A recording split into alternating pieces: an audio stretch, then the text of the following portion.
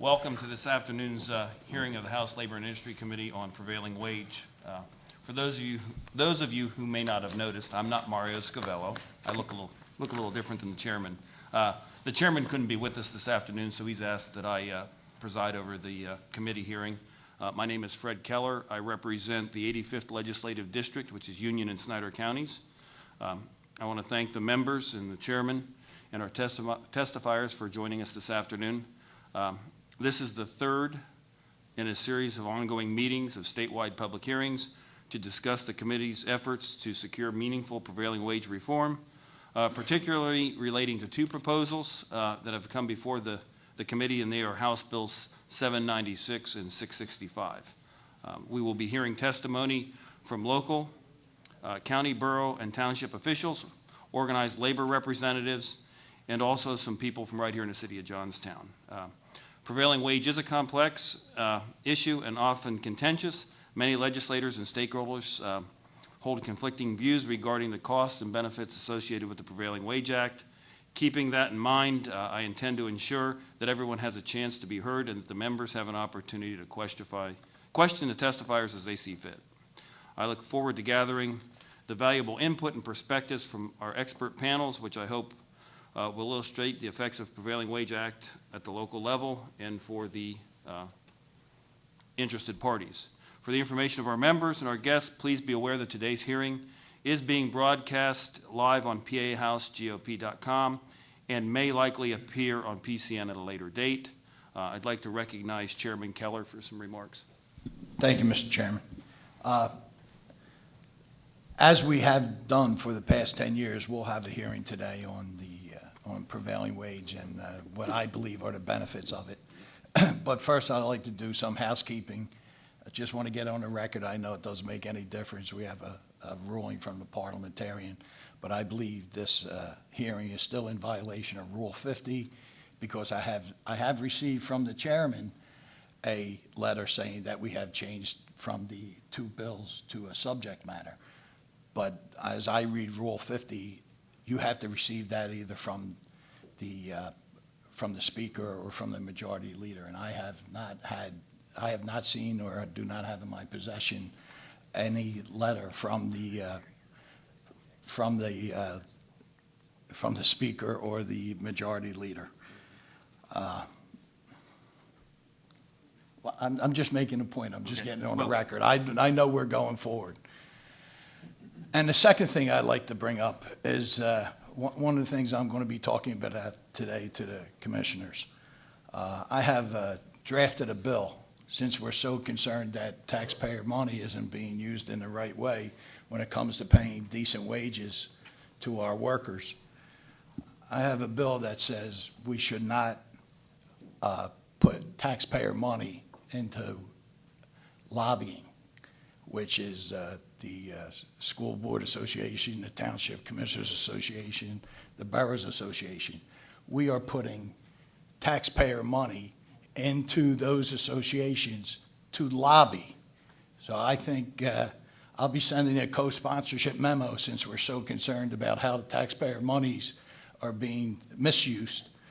I'm going to send a co-sponsorship memo, and I hope I could get the cooperation of this committee and the chairman and the majority leader when I submit the bill. I have a draft here if anybody's interested. But I think that's a much better, we should have hearings on that, and we would correct a lot more and save the townships and boroughs a lot more money if we could bring that to the forefront instead of worrying about a little bit of money we could save on prevailing wage. So thanks again, Mr. Chairman. We'll have another, which I thought we've had a series of good hearings on this, so maybe we could get something accomplished. But I'm also going to bring up that we shouldn't be using taxpayers' money for people to lobby. Thank you. Thank you, Mr. Chairman. We do have a ruling from the parliamentarian on the subject matter of this hearing, and we feel that we're within the scope of what we should be doing. So we will proceed. I would like to have the members or the panel up here before the public introduce themselves, and we'll start with Representative Lucas. Greg Lucas, 5th District, Erie and Crawford County. Bill Keller, 184th District, And it's a little different than the chairman's 185th. We're in South Philadelphia. Yeah. Actually, Fred Keller, 85th District, Union and Snyder Counties. Afternoon, Brian Cutler, 100th District, Southern Lancaster County.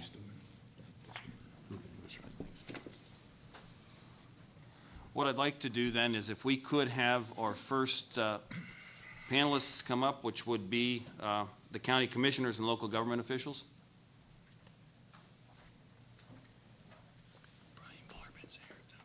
No. I'd like to recognize Representative Brian Barbin in the audience.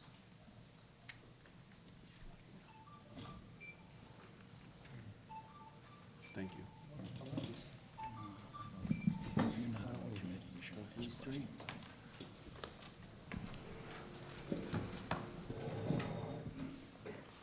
Good afternoon, gentlemen. If you could just do a brief introduction, and then we can start your testimony. Doug Langenfelder, President Commissioner, Cambria County.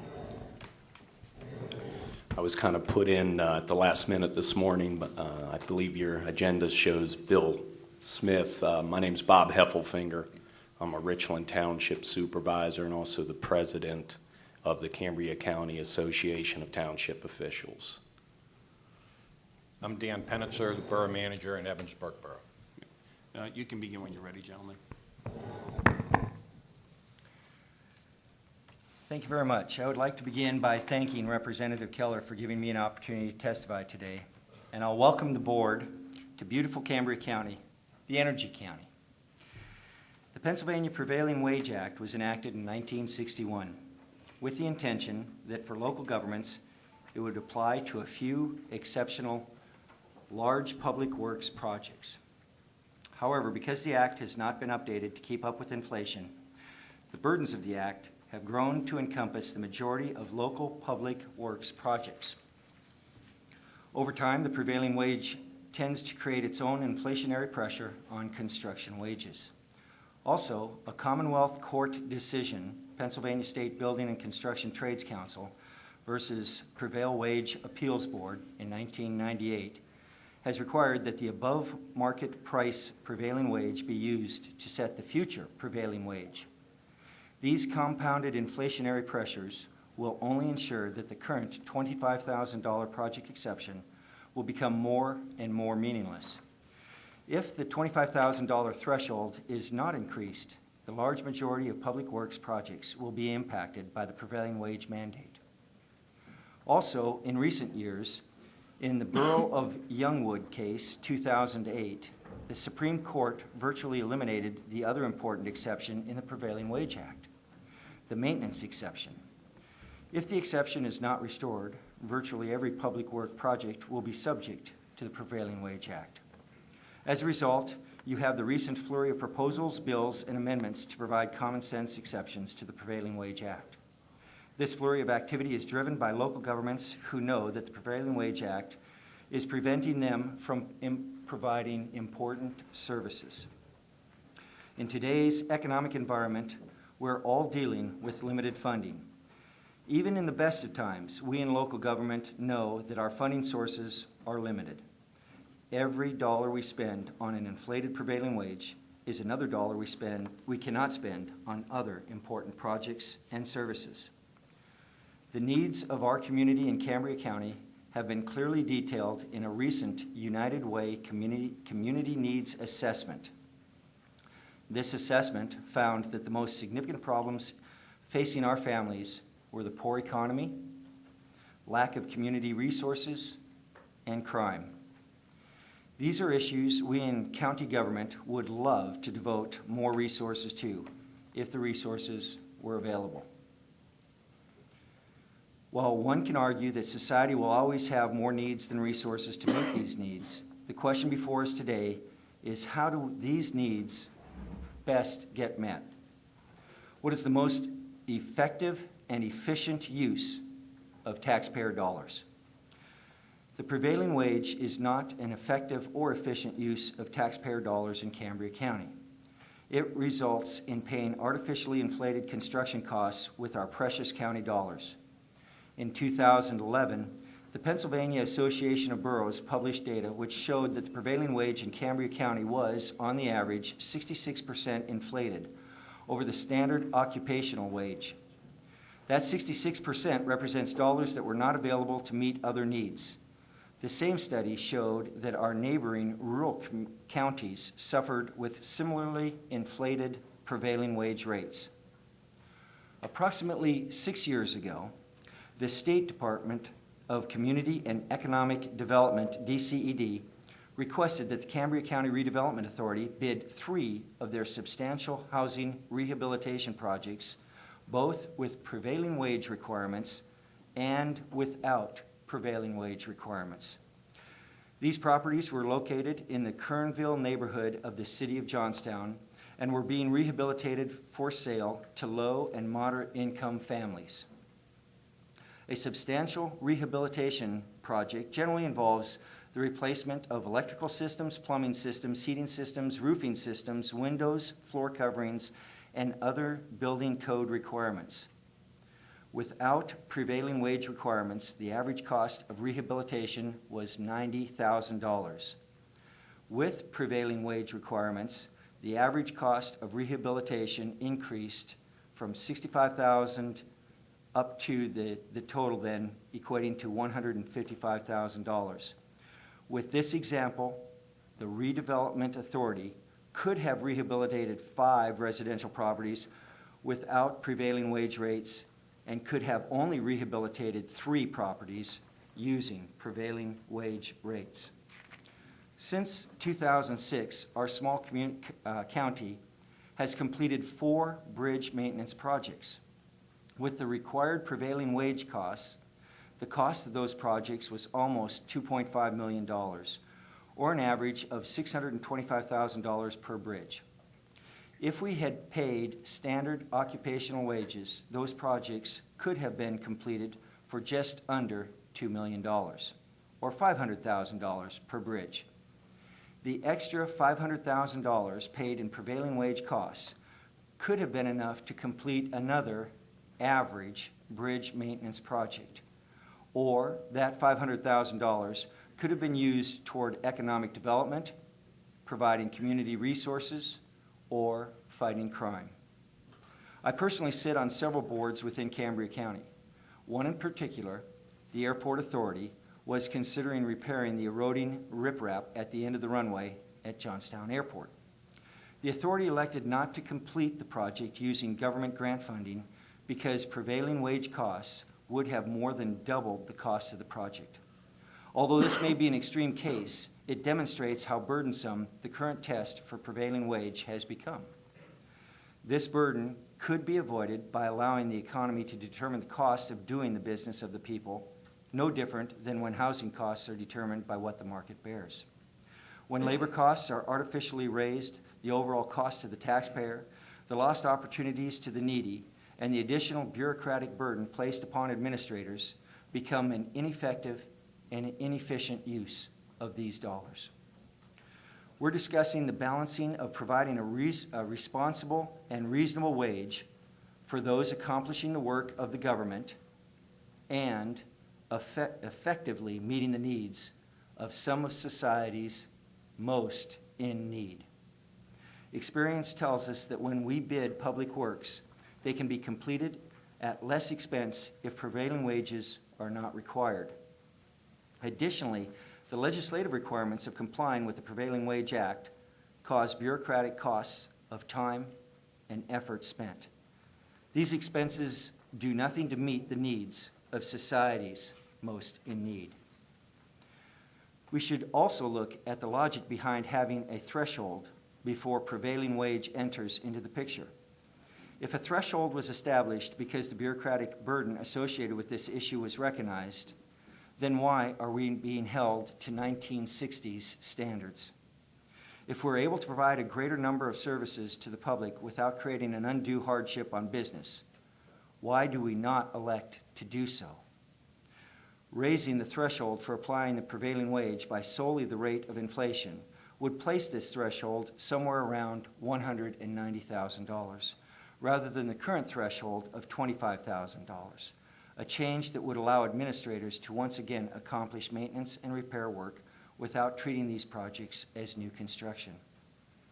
In conclusion, By allowing a higher threshold and allowing a maintenance exception before applying prevailing wage requirements, local governments will be able to better meet the needs of our communities most needy. We can better use our taxpayers' hard-earned dollars, and we can provide cost savings by reducing unnecessary bureaucratic requirements. One of government's hidden costs, affecting not only our ability to provide services, but also a quality of life to our constituents. Thank you for your time today. I wish you Godspeed and strength in your efforts to assist local governments in helping our communities most needy. Thank you. What I believe we'll do is we'll just, since our agenda says 3 people at 1:15, we'll let you do the testimony, and then we'll question the 3 as a panel, if you're okay with that, Chairman. Yeah. So, next testifier, you please begin. Representative Keller, Chairman Keller, and members of the House Labor and Industry Committee. My name is Dan Penitzer. I serve as the Borough Manager in Evansburg Borough here in Cambria County. I have 35 years of experience in local and county government, including 17 years as a professional manager in Evansburg. I want to thank the committee for this opportunity to speak in support of long overdue reforms proposed to the state's prevailing wage law. First, I wish to make it clear that Evansburg Borough is not anti-union. We faithfully bargain with our own uniform and non-uniform employees and consider them to be partners in local governance. They are worth every penny that they are paid, and they deserve each and every benefit that they have bargained for. Because of our mutually respectful relationship with our union employees, we've never had to utilize interest arbitration, and I can't tell you the last time that we even had a grievance filed in Evansburg Borough. We believe that unions are important for labor and that they should and can be an asset to management as well. Further, our position here today is not anti-prevailing wage, nor do we believe the purpose of the proposed legislation to be anti-prevailing wage. We're here simply to strongly support necessary and long overdue updates to an archaic law. It stands to reason that any law that is over 50 years old and references specific dollar amounts will become outdated with time. We wish to speak specifically to 2 objectives of the proposed legislation: the need to increase the exclusionary threshold and the need to exclude maintenance projects. I ask that you remember, too, that Evansburg is a small town of less than 4,000 residents, not unlike many of the small towns that you grew up in. Money is tight, the tax base is limited. We're not an entitlement community for CDBG funds. Nearly everything we do on our own, and we do it with our own funds. One of those things that we've been doing over the past decade is an annual sidewalk and curb replacement project. And as I discuss the proposed legislation with you today, I'll refer several times to those sidewalk projects. A local legislator, while commenting on proposed revisions to prevailing wage, said at the prevailing wage levels the playing field in bidding between large and small companies. And I respectfully disagree. Requiring prevailing wage on relatively small projects, for example, those under $100,000, essentially eliminates small companies from the bidding completely. There are many local small companies that are very capable of doing sidewalk and curb projects. There's nothing complicated about that type of work. A small contractor is very capable of performing that work in a professional manner, but is not willing to become involved in the paperwork associated with prevailing wage, including the certified payrolls or audit. It has been said that raising the threshold, even just enough to account for inflation, on small projects means that workers' wages will be suppressed. I submit to you that the application of this archaic threshold to these very small projects, in fact, suppresses the wages of employees of those small businesses. If the owner of that small business declines to even bid on these small projects because of the prevailing wage, then the law as it is today is harmful to those employees of that small business. It's not helpful. The same local legislator argued that prevailing wage keeps dollars in the community. And I would argue the opposite again, because the current threshold serves to exclude, again, the smaller local companies from even bidding. Since 2003, Evansburg Borough has undertaken a sidewalk and curb replacement project each year. In 2003, we bid our first sidewalk project, where we received 5 bids, 2 of which were local contractors, and 1 of those was awarded the project. In 2004, our project received 5 bids. 4 of those 5 were local contractors, and again, 1 of those received the award. Despite the fact that each of those projects exceeded $100,000, neither of the projects was bid specifying prevailing wage. The borough was relying on an exclusion that had historically been applicable to sidewalk and curb replacement. I'll speak to the Commonwealth Court case that resulted from that 2004 project later, but the result was that from that date forward, all of our projects specified prevailing wage. The next project, bid with prevailing wage, received 4 bids, none of which were local contractors. The bidders were all from within Pennsylvania, but none were from near Evansburg. Our most recent project, bid in 2012, received 12 bids. Only 2 of those were local, and while the successful bidder was one of those local contractors, there were no small contractors that bid on the project. The same local legislator claimed that one could expect better craftsmanship from a union worker than one might receive from a non-union worker. That's ridiculous, and I think it's demeaning to the many non-union workers in the workforce. My own public works employees are union workers because they choose to be. That doesn't make them any better than the non-union employees in the town down the street. I can tell you that the best sidewalk project we ever had completed in Evansburg was a 2003 project completed by a non-union company. We've had many projects completed by union workers, some with good results and some with bad. Union membership has absolutely nothing to do with the quality of a worker's craftsmanship. And I might point out that union membership has nothing to do with the proposed legislation. Again, we're not here to debate the benefits of union membership or to exempt unions from performing our work or to suppress the wages of union workers. We're here seeking a reasonable adjustment to a threshold that requires prevailing wages to be paid on very small contracts. In 1961, small projects were exempted from prevailing wage for a reason. I can only assume the reason would have been to keep such projects as simple as possible and to help assure that small local companies could continue to easily compete for these projects in their local communities. That being the case, it seems only logical that the threshold amount should be adjusted for inflation. While we feel the adjustment should be closer to $250,000, the suggestion of $100,000 seems like a very reasonable compromise.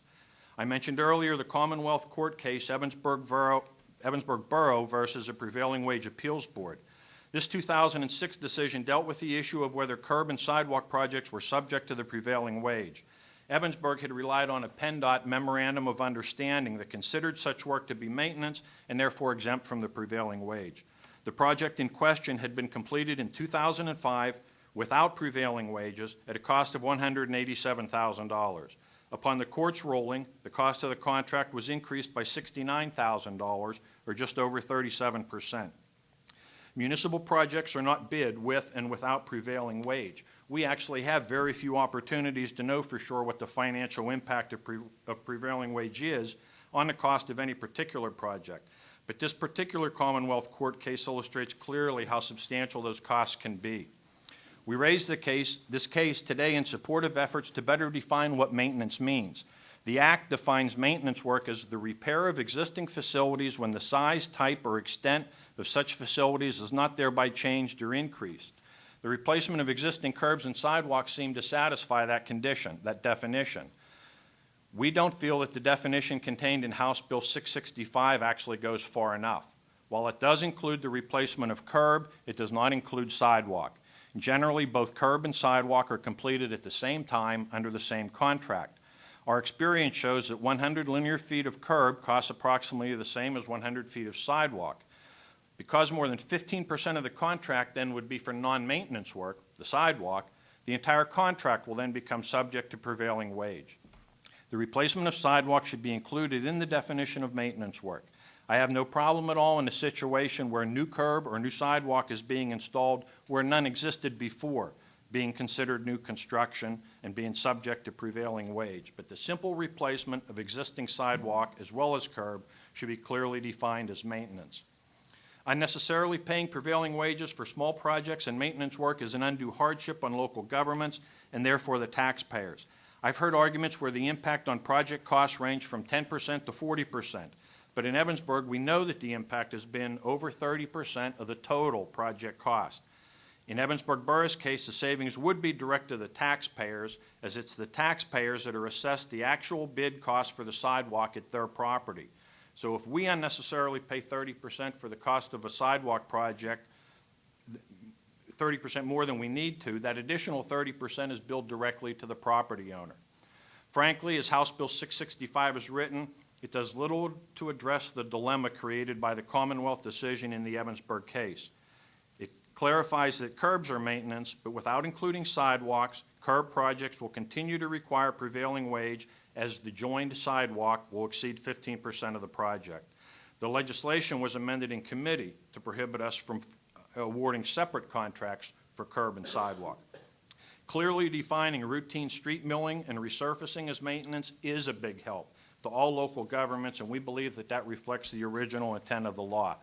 I want to thank the chairman and the members for conducting this hearing today on an issue that's so important to local governments, and I'll be glad to answer any questions you might have.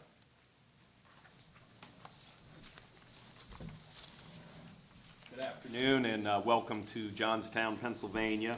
I appreciate the opportunity to address you folks today. Like I said, I'm kind of coming in on the change up there. My name's Bob Heffelfinger. I'm a Richland Township supervisor. Our population is close to 13,000, and we have approximately 106 miles of roadway here in Cambria County. Once again, thank you for allowing me to present. Not only am I representing the Cambria County townships as the president of our organization, but also the 1,455 townships in Pennsylvania that are represented by PZATs on the topic of prevailing wage reform. This issue is very important to my township and to all the townships throughout the Commonwealth.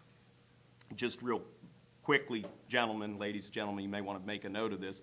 I spoke with my Public Works Director this morning again, not really prepared to come here and present, and I will tell you that in Richland Township alone, that supports a lot of the economic growth here in Cambria County, we've had to reduce our paving and projects by close to 40%. So that's right from the horse's mouth, so to speak. Prevailing Wage Act was first adopted in 1961 to implement the provisions of the Federal Davis-Bacon Act for public works projects paid for with state and local funds. Now, 50 years later, the threshold of $25,000 remains unchanged despite the impact of inflation over half a century, while recent court interpretations have applied the Act's provisions to a broader array of projects. Throughout the past hearings, you have heard and will hear again today from both sides on this issue regarding what the proposed changes would do from their respective positions. What I will share with you today are examples of the increased costs under the current prevailing wage law, and that I have experienced with my township, as well as examples from other townships impacted by this law. The law forced us to limit the amount of road work that my township is able to complete each year and has changed the way we do things. Specifically, my township completes projects in-house and we put out for bid prior to the Youngwood decision. We would be able to stretch taxpayers' dollars further and maintain our township roads and infrastructure better if the law was amended. To this end, I ask the legislation be considered that would exclude maintenance work on roads, highways, and bridges from compliance with the Act, including the replacement of guide rails and curbs, pavement overlays of up to 3.5 inches, road widening that does not result in additional lanes, in bridge cleaning and resurfacing. Specifically, we support House Bill 665, which would address the Pennsylvania Supreme Court's 2008 Youngwood decision and eliminate the costly requirement that road and bridge maintenance projects comply with the prevailing wage law. This change would greatly benefit all townships throughout the Commonwealth and others here in Cambria County. Additionally, we have been told by smaller contractors, this came to our group, that they actually have decided against bidding on certain projects when the prevailing wages are required due to the increased costs. So, we do not feel that local contractors should be put at a disadvantage for local projects. In neighboring Portage Township, Cambria County, the estimated cost to build a new township building was 25% higher due to the provisions of the current prevailing wage law and have put off completing this project indefinitely. Rose Township, customer of mine, Jefferson County, spent $36,000 on oil and chip for 2 township roads that needed to be paved, but the township could not afford to do so because of the higher cost of prevailing wages. Preston Township and Venango County paid nearly 12% more for a new bridge, and Liberty Township, Mercer County, paid 32 cents more per square yard for seal coat for a prevailing wage project versus a seal coat project under the prevailing wage threshold. All of these examples represent an inefficient use of taxpayer money and doing less for more in a time when we need to do more with less. To alleviate these increased costs to local governments, I would ask that those of you here today to consider increasing the prevailing wage threshold from $25,000 to at least $189,000 with an annual cost of living adjustment. Increasing the prevailing wage to this amount would account for the increase in the cost of living since 1963. Currently before you is House Bill 796, which would increase the current prevailing wage threshold from $25,000 to $100,000, but without future cost of living adjustments. I would ask that you amend House Bill 796 to $189,000 to make this important reform bill meaningful and reflect the change in cost of living since 1963, and add an annual adjustment to reflect inflation going forward, making additional threshold adjustments by the General Assembly unnecessary. Thank you for the opportunity to present to you today, and I'm available for any questions. Thank you, gentlemen. Just to begin, I guess I'd like to ask one question and have each person answer it. The quality requirements for the work that you do, that's not any different, or what are they the same or different depending on who gets the job, a larger contractor, a smaller contractor, union contractor, non-union contractor? Are there any differences in the contracts? At the county level, there is no difference in terms of what is expected out of the contractor. Absolutely none. We're able to provide our own local inspection. We have our own standards. They need to comply with the specifications. We don't care who they are or how big they are. Yeah, same. I mean, the specifications of the bid establish the work to be done, and we want to get the best work for the best dollar. Okay. So what are the differences in a contract? Say you have one that's less than $25,000 that isn't subject to prevailing wage requirements, and you have one that's larger than $25,000. Are there any differences in the way you write the contracts? No, there is a sentence added in the specifications that indicates it is prevailing wage. They need to know that for their bid. If over 25. If it's over 25,000, that's really the only difference. But as far as the scope of work and what needs to be done and so forth, you don't tell them that you have to pay their workers a certain wage per hour. You just simply say you have to comply with the Prevailing Wage Act. We provide, if it's a prevailing wage project, we're required to provide the wage rates issued by the Department of Labor and Industry. So they are provided those. They don't have to hunt for those. Mm-hmm. But it's irrelevant to you guys what the workers are paid during these projects. I wouldn't say if you wouldn't have to comply with the Prevailing Wage Act. I mean, you don't Yeah, care what a contractor pays their workers. Exactly. Yeah. Okay. If it's not prevailing wage, we don't care. If it is prevailing wage, it is relevant because they are submitting certified payrolls, and we're to verify that in fact they're paying what they should be. So then it also takes you then more to audit a prevailing wage job than one that's not prevailing wage? Well, we don't audit it per se, but it does require more administrative time because on nearly all prevailing wage jobs, somebody is checking that. It could be the trade unions that are checking that we complied with prevailing wage, whoever. Somebody's always checking, and we do spend time at that. Do you spend time checking that as municipalities? Yes, we do. Okay. And as a county. Okay. My public works director does. Okay. Thank you. I'll turn it over to the chairman then for questions. Thank you, Mr. Chairman. Gentlemen, thanks for coming. This is the third in our 4 prevailing wage, so we've heard constantly, both sides saying the same thing.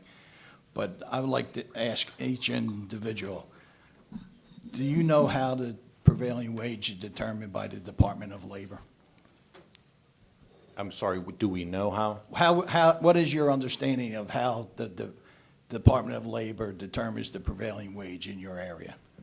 I think the only way they have to determine it is the wages that are submitted by businesses to indicate what the wage is. And prevailing is by definition then what prevails. I would like to add that when asked for information that you have an option in terms of providing or not providing, the information you get back can be skewed. That depending on those businesses that are providing information, and you've heard examples of the larger the business, probably the easier it is for them to deal with some of the administrative burdens that occur with certain laws. That if then you have smaller businesses not providing information, it could change what is the prevailing wage. I think the thing that we need to know and understand here is that no matter how the law is being executed, what is the real impact to these municipalities when it comes down to the bottom line? If there are smaller businesses that are not actually providing information that would change that prevailing wage, that doesn't mean that the law doesn't have a very real impact that you heard about today. That if there was a change from a lowering, even though that may be small or significant, depending on who's looking at that information and how they feel about it, the fact of the matter is, what you've heard here is what's happening. And so when you talk about how it occurs, if it isn't occurring the way the legislators intended, then that's not something we can change. It's not something we have impact on. I didn't ask you that. I just asked you your understanding of how the Department of Labor determines what prevailing wage is in your area. And I'm trying to make sure that we understand that. I don't have to understand. I just need to know if you understand how it is determined. Did I answer your question? Yes, you did. Thank Mr. you. Hemfinger? Heffelfinger. No, I really do not know exactly how that's determined. The Okay. assumption would be based on current rate of living, et cetera, but regardless, the challenge is. It's not. Mr. Smith had it right. It's determined by the companies in your area, not small, large companies, providing to the Department of Labor what their costs are, what the cost of labor is. Now, we've been doing this for 10 years. Everybody keeps saying it's the union wage, and I agree with you. Prevailing wage isn't about union, non-union. It's about providing the prevailing wage in that area to whoever's doing that job, to make sure the state's getting the right amount of work for the right amount of money, and that's the prevailing wage, and nobody could go under that on public projects, right? No, as of August 8th? We checked with the Department of Labor, August 20th, all right? No wage data other than the collective bargaining agreements that the unions submit to the Department of Labor are used in the calculations for the prevailing wage. So I know we keep saying the prevailing wage is too high. We've heard testimony that it's no more than 20% of the project. And you know what, and you guys are pretty knowledgeable. You know what materials have cost, right? So if we've heard a lot of, and it's basically about 20% of the project is prevailing wage. And what I always say is, nobody's going to do it for zero, right? So it's got to be, what can you say between 10 and 20? This isn't as big a problem as I think it is, but we're here to find that out.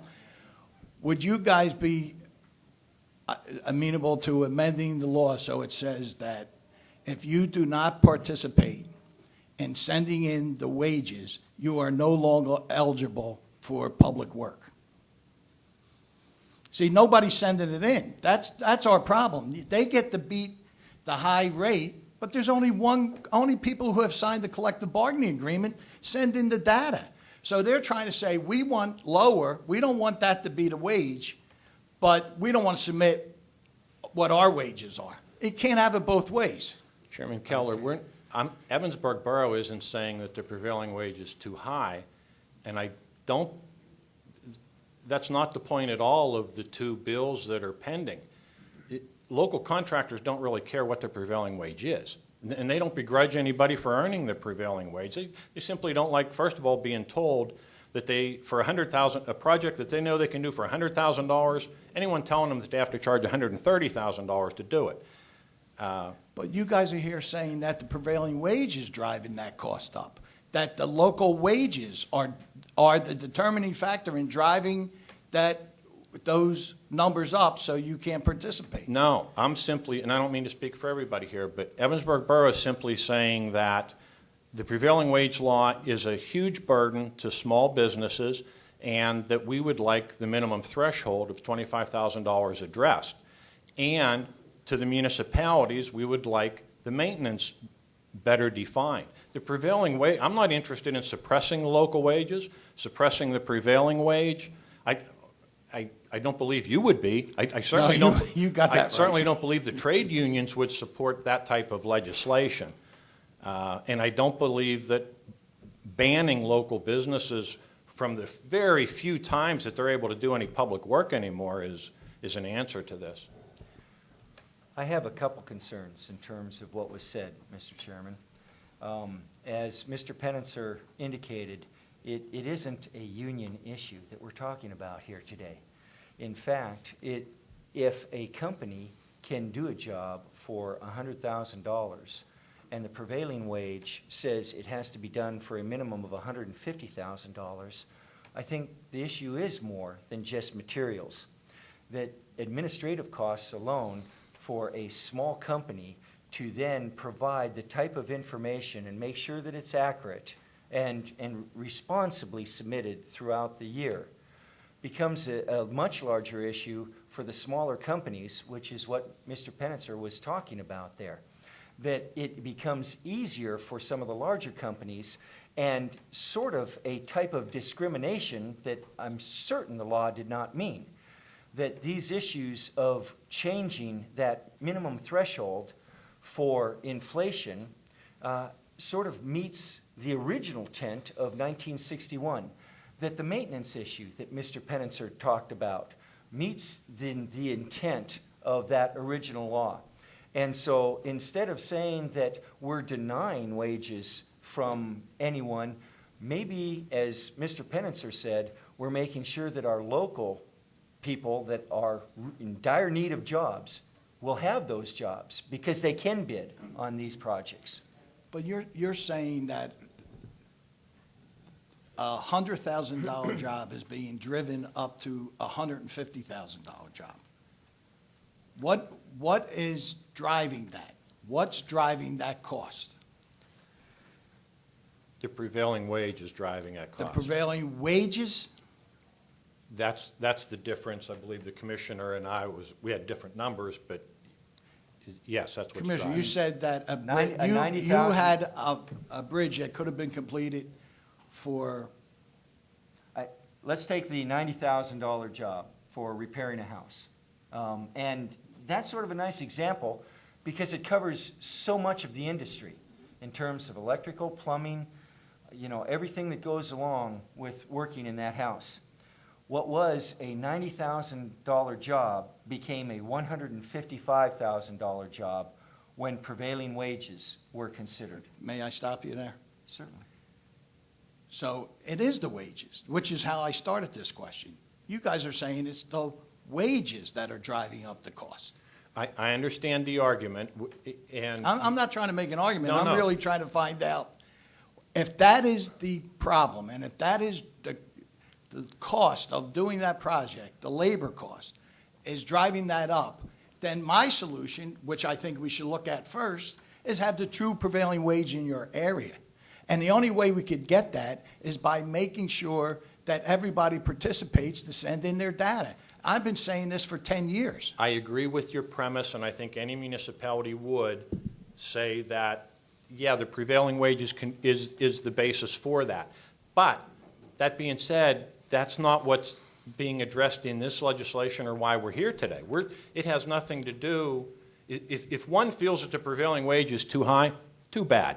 That it's not even a factor in the proposed legislation. We're just simply talking about the threshold for excluding it and taking maintenance out of it. That's all. This isn't to you, but according to the parliamentarian, we're discussing the subject of prevailing wage. So I could discuss the subject of prevailing wage and not just the bills that are in front of us, which I believe we should only be discussing. I'm sorry, you can talk about whatever you want. That's I didn't between mean me to- and the chairman. I don't mean to tell you you can't talk whatever you want to talk about. Chairman Keller, I guess I would say that, the federal Davis-Bacon, when it's possible, they pull from private contracts. And, there's a bill out here that Representative Delosier has for stricter, reporting guidelines in private sector construction projects. And I think that's basically would be one of the steps we need to look at to fix this. And I'm the only one here, so I get a little extra time. Chairman Keller, may I also respond to Yes. that? Thank you very much. When you start talking prevailing wages and you're going to average across the board, the ability of an individual to go out and in a capitalist system find the best cost for the quality that they're looking for is one of the founding tenets within our society. That being said, when you talk about a prevailing wage and you say we're going to average all of these wages together, you may not find that best dollar and therefore the best use of the taxpayer's dollar in this case. That's what the prevailing wage originally started to do, to make sure the taxpayers got their best bang for the buck, and that's the whole intent of the law. One more question, Mr. Chairman, please. And I may get a little off subject, but Mr. Helfenfinger? Helfenfinger, I'm sorry. We're talking about the best use of taxpayers' money, and you mentioned PSATs. I was expecting you to ask me about that. Yes. That is funded by taxpayer money. That's correct. How much dues does your township pay to? Ryan, how much do we pay?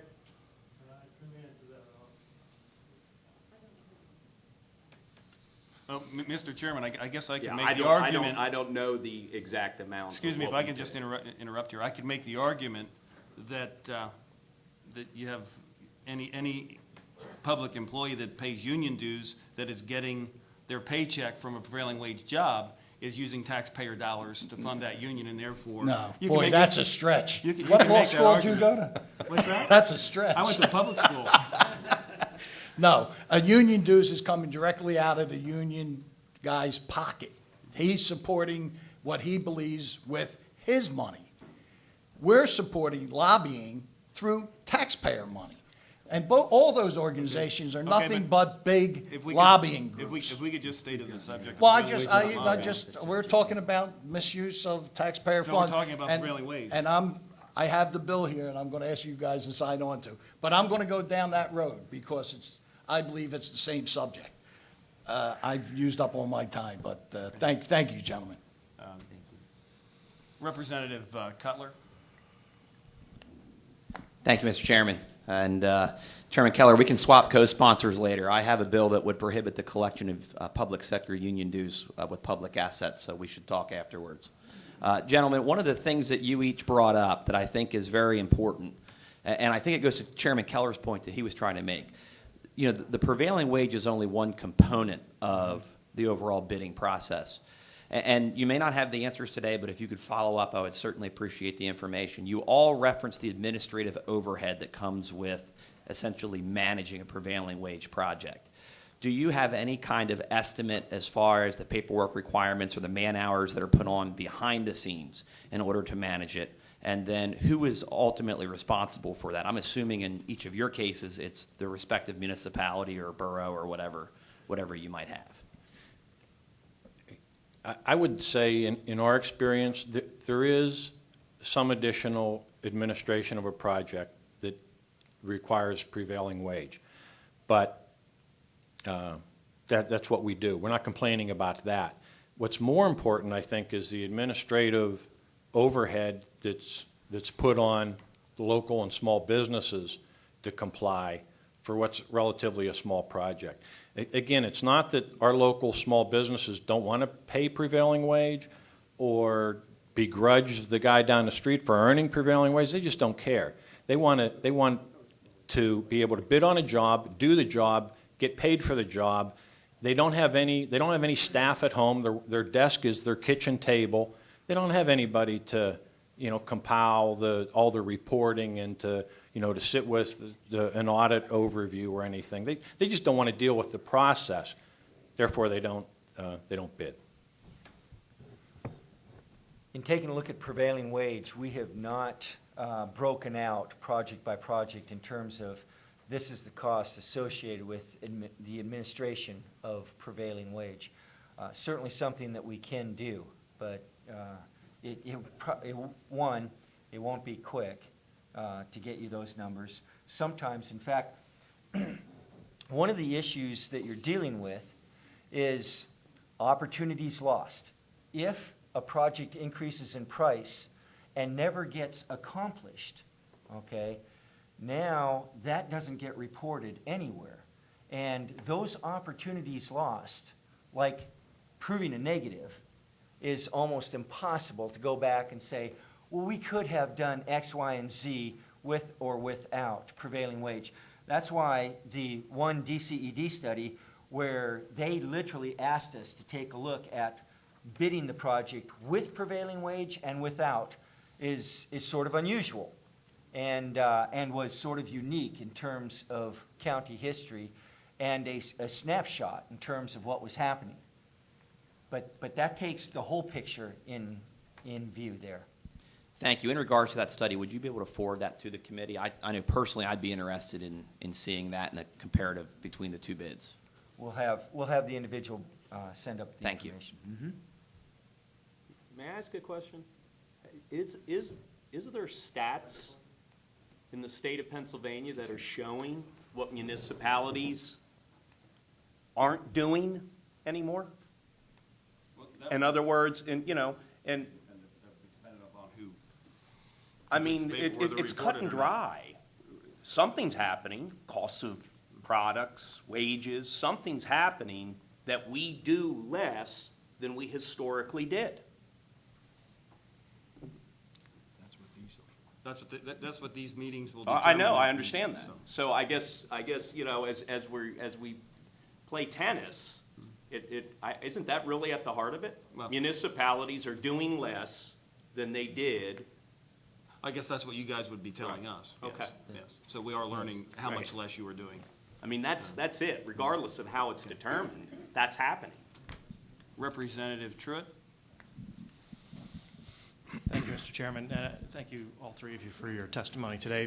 Representative Cutler kind of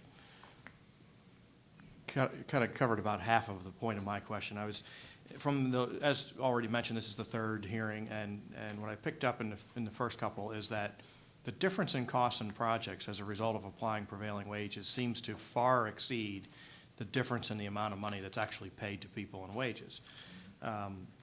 We're paying artificially inflated wages as a result of the problem that Chairman Keller points out, but that still doesn't explain how we get to a 30% increase in the project cost. So I'm assuming that it's got to be in a lot of the administration of prevailing wages or markups by contractors and so forth. And I'm wondering if you have any insight into, how does increasing, adding another $10 an hour to a worker's pay cause a $30 per hour increase in project costs? Do you have any thoughts on what might be driving that? Because it seems to me the problem here isn't necessarily the actual wages paid to a worker. It's the compounded effect when you pay them more and have more administration and markups and so forth. And I'm interested in understanding a little deeper, where does this all come from?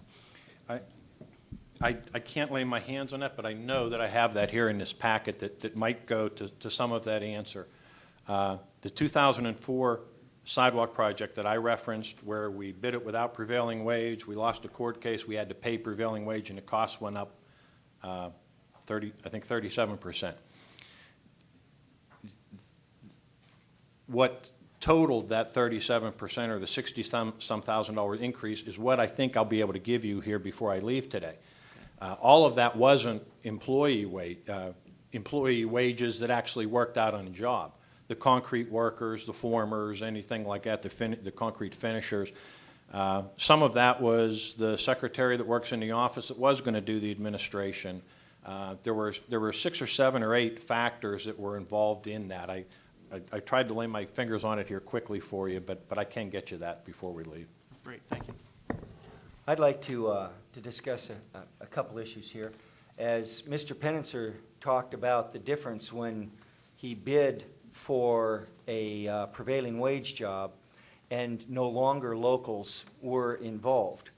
If I've got to bring concrete in and it's not going to come locally, there's an additional cost. Whether you're talking about the wage of that individual, but the number of hours that individual is driving that concrete truck now, besides the fuel associated with it, or any other things that you might have to do to keep your concrete viable for further distances. And so as you talk about just a strict wage issue, when you start talking about a local bid versus a distant bid, there are issues more than just wages that start falling into that. Can I give you those exact numbers? No. But again, that's, that would be another issue.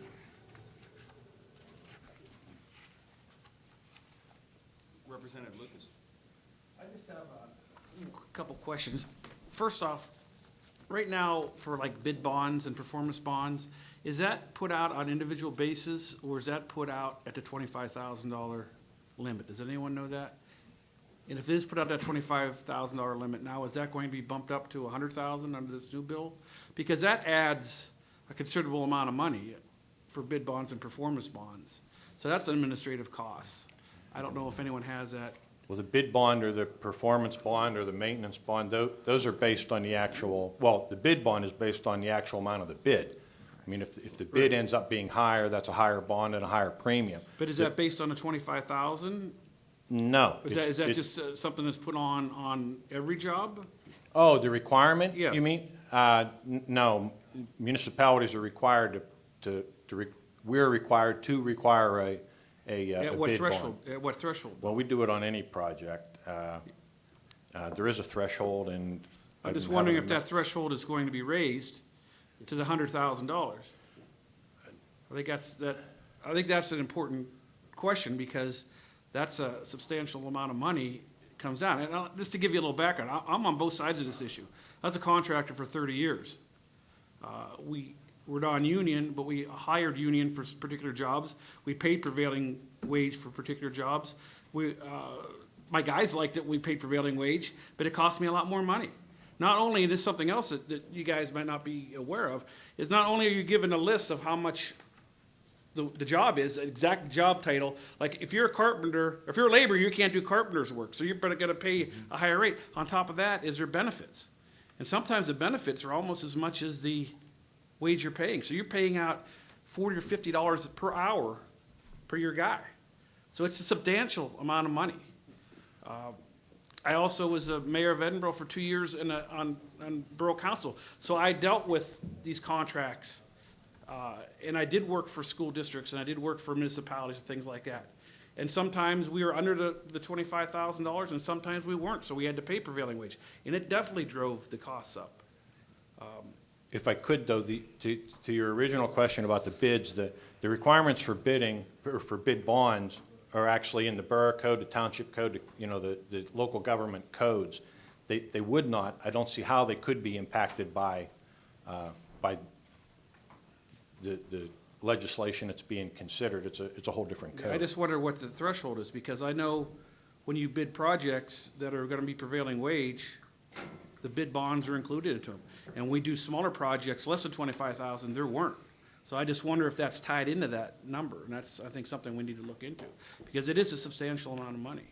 Just an example of a project going on in our town, a water line is going to have to be laid for a new subdivision. And the township said, well, we'll do it. And the contractor said, well, the developer said, well, let me see if I can get it done. The same exact contractor will lay the pipe regardless if the township does it or the individual person does it, the developer. And it was $93,000 if the developer did it and $113,000 if the municipality did it, because of prevailing wage, because of the bonding, because of the other issues involved. It's same exact contractor will be doing the job.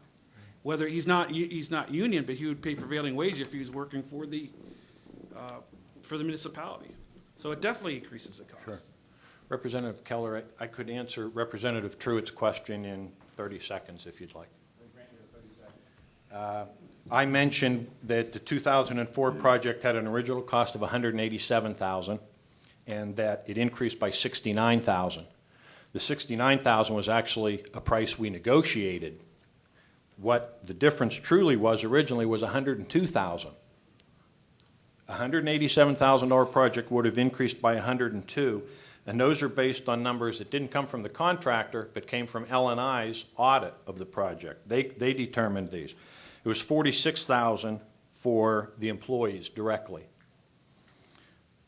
It was $19,000, and I'm not going into the cents, $19,000 for taxes and insurance for those employees, but not directly to them. It was $26,000 for labor and overhead to the business, to the contractor. And again, we had no choice on what L&I said we had to owe the workers. So we settled on that, and then we negotiated the balance. Our net increase was the 65 that I cited, which was 37% of the total project. Thank you. Representative Lucas, read through with your question. Any additional members? Any? No, thank you. Thank you, gentlemen. We appreciate your testimony, and we'll give the other panelists a minute to get ready. We'd like to thank the board for this opportunity. Have a great day. Thank you.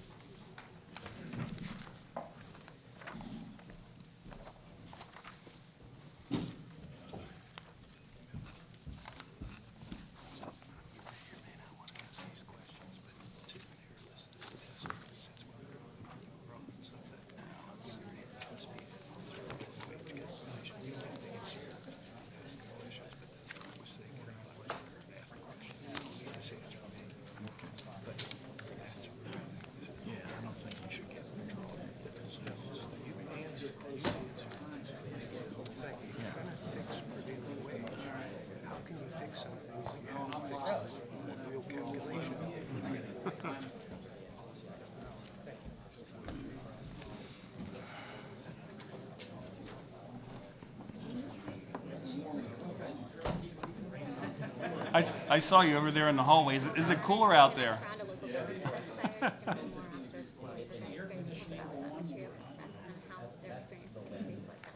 We have some people, they probably have some people working on that.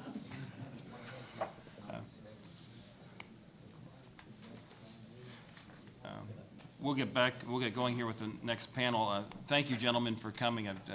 I have to say, Mr. Sirianni said this is like Groundhog Day. Earlier today before we started.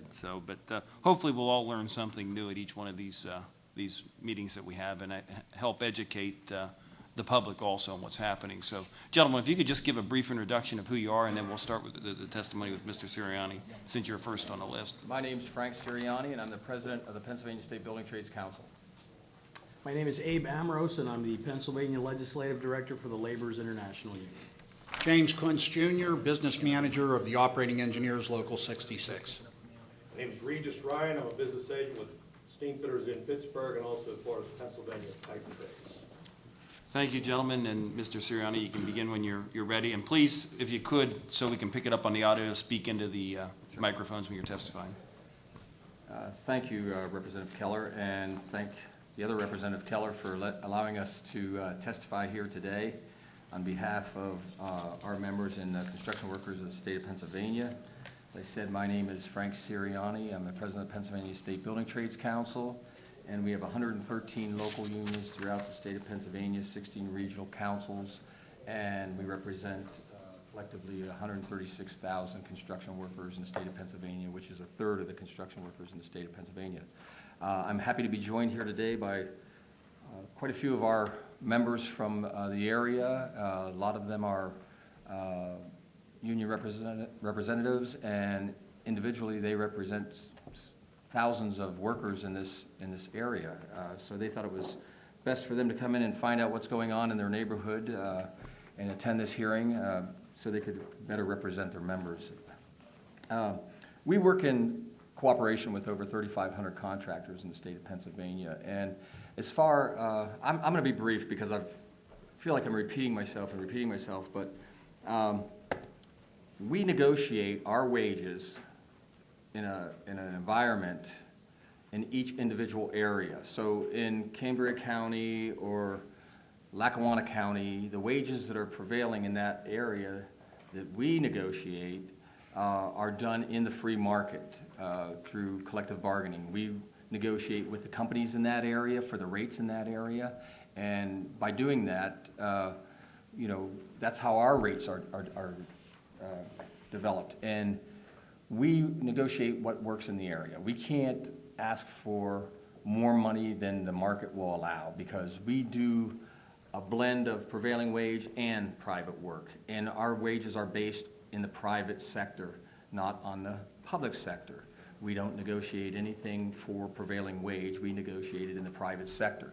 So when the Department of Labor and Industry decides to use our rates because they are the prevailing rate in the area, through submission and through the number of hours we work in that area, which is part of the process, you're getting what is the prevailing wage in that area.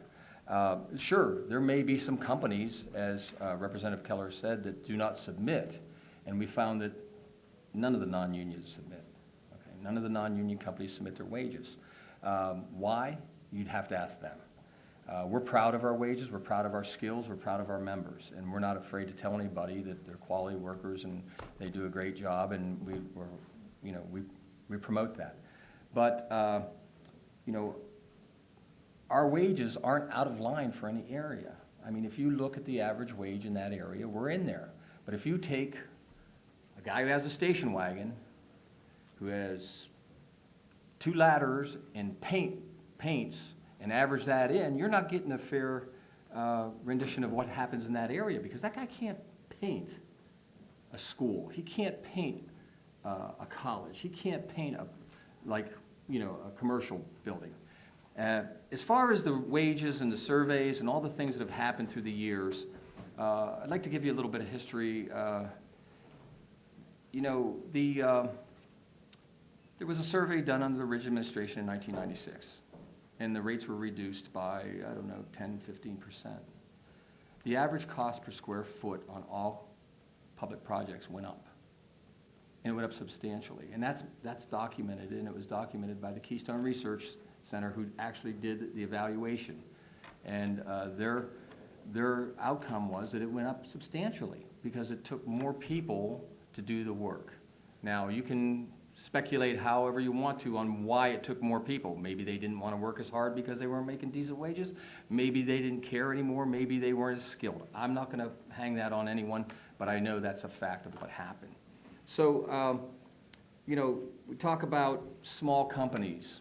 Small companies don't want to do paperwork. Small companies don't want to, pay a living wage in the area. Well, we have a lot of small companies. We have a lot of 10-man shops, 15-man shops. They're small companies, and they do a lot of the work from $1,000 to $1 million. So, it's not a matter of the small companies not being able to do this because they're sitting at their kitchen table filling out forms. And by the way, what's wrong with having to have some responsibility when you're getting taxpayers' money? I think it's a privilege for someone to bid on these jobs, to take our tax dollars back to their company and hand it out across the state. It's not a real big thing to say, oh, well, they shouldn't have to fill out forms. We shouldn't have to know whether they have documented workers or whether they have undocumented workers. This is a responsibility. And there's nothing wrong with filling out certified payrolls so everyone knows who's on that job and what they're paying, and everyone's getting a fair shot at that. So that argument to me is just irrelevant. I think anybody who wants to do business with a public body ought to be prepared to do it. And if they're not, then they shouldn't be bidding on the projects. And again, those projects go to the lowest responsible bidder. I think that this committee could start looking at what we're calling responsible bidders, because there's been a lot of failures on projects as well because of companies not being qualified, but they had the lowest price. We can race to the bottom in Pennsylvania, but I don't think it's the avenue that anyone in our legislature thinks we should proceed in. As you'll hear from other testifiers here today, this law was put into place to protect taxpayers, to protect the citizens of Pennsylvania, to protect the businesses of Pennsylvania. We fight for it because we believe in it. And there was some mention here earlier of the Davis-Bacon Act. The Davis-Bacon Act, the threshold is $2,000. So, there's some comparisons here that, if we're going to look at different comparisons, we should, look at all of them. And I think we should be be forthcoming in all of it. The square footage cost, though, you're not going to change that. You put a project out to bid for $50,000 in the specs, in the Dodge reports, your bids are going to come in around $50,000. Okay? You put it out for $100,000, it's going to come in pretty close to $100,000. It may come in way over, and you may ask for a rebid, and you might get, a little bit of profit margins knocked down, or a little bit of, sharpening your pencil here when you're an estimator. Estimators, they have a hard job. They look at who's bidding the project. They look at what's going on with the project. They say, wow, this guy, I know he has a lot of overhead, so I'm going to bid cheaper. He's got 10 trucks. I only have 5. My insurance is lower. My experience rate on my workers' comp is lower. All these things factor into these projects. It's not just the wage thing. And the last hearing, which some of you were at and some of you were not there, the big thing was material cost. I heard over and over again, materials are so expensive, they double, they triple, they double, they triple. We have to lower prevailing wage. Well, I don't see that as an answer for cutting people's wages or the attempt to cut people's wages as a remedy to lower construction costs, because prices aren't going to go backwards. I don't care how hard you try or how many people sit up here and say, we think we can do an extra job or an extra $500,000 job. If they could do an extra $500,000 job for free, that's amazing to me. Those guys must have worked thousands of hours on that bridge. As a matter of fact, I've been around over 2,500 hours, which is a long time, on a bridge project. They get done in half that time. So, to have someone come in here and say, well, this costs this and that costs that, and this costs this and that costs that without any documentation, I think you should have that. I mean, the actual bid sheets. Well, let's look at the bid sheets. How many overages were there? Were there any extras on the job? The final payment is always different than the original bid in public projects. And don't ask me why, because I don't bid the projects, but it seems to be that's the trend in public projects. So I'm not going to keep going on and on, but I do want to touch again on the Youngwood Borough case, because that was mentioned, and it's mentioned at every hearing, that there was a memorandum of understanding that was handed off to the Department of Labor, unsigned, from someone in the administration at L&I, and all of a sudden, repaving projects and milling projects and certain projects were excluded from prevailing wage. Now, that was illegal, and the people that did it were going on some kind of paper they heard about or were told about, and they circumvented the law. And all the people that were putting those jobs out for bid, you heard they have a responsibility to say whether it's prevailing wage or not. Well, they took an oath of office to uphold the laws of Pennsylvania and the Constitution of Pennsylvania and the Constitution of the United States. Well, when they started doing that, they were breaking the law. And when it finally got big enough that somebody noticed and somebody challenged it, the Supreme Court validated the law as it is written. And it's not that they're being punished, it's just that they got caught with their hand in the cookie jar, they got away with murder for a while, and now that's over. And so now people are getting what they're paying for and what they're supposed to be paying for. So I have, keep hearing this over and over again about that case. It gets a little old. And I'm going to stop there because I will just get redundant on my other testimonies and go on with Dave.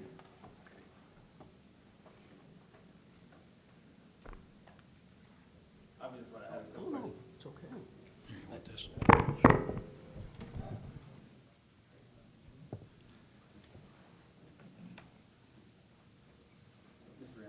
Thank you, sir. I appreciate it. Representative Keller, Chairman Keller, I appreciate the opportunity to once again address this committee. Once again, we are here to discuss how these bills would impact not just labor, but also the entire Commonwealth of Pennsylvania. My name is Abe Ambrose, and I am the Legislative Director for the Laborers International Union. We are a business-friendly union with more than 30,000 members throughout the Commonwealth and 23 locals, and I'd like to thank those members who took the time today to be with us during this very important hearing.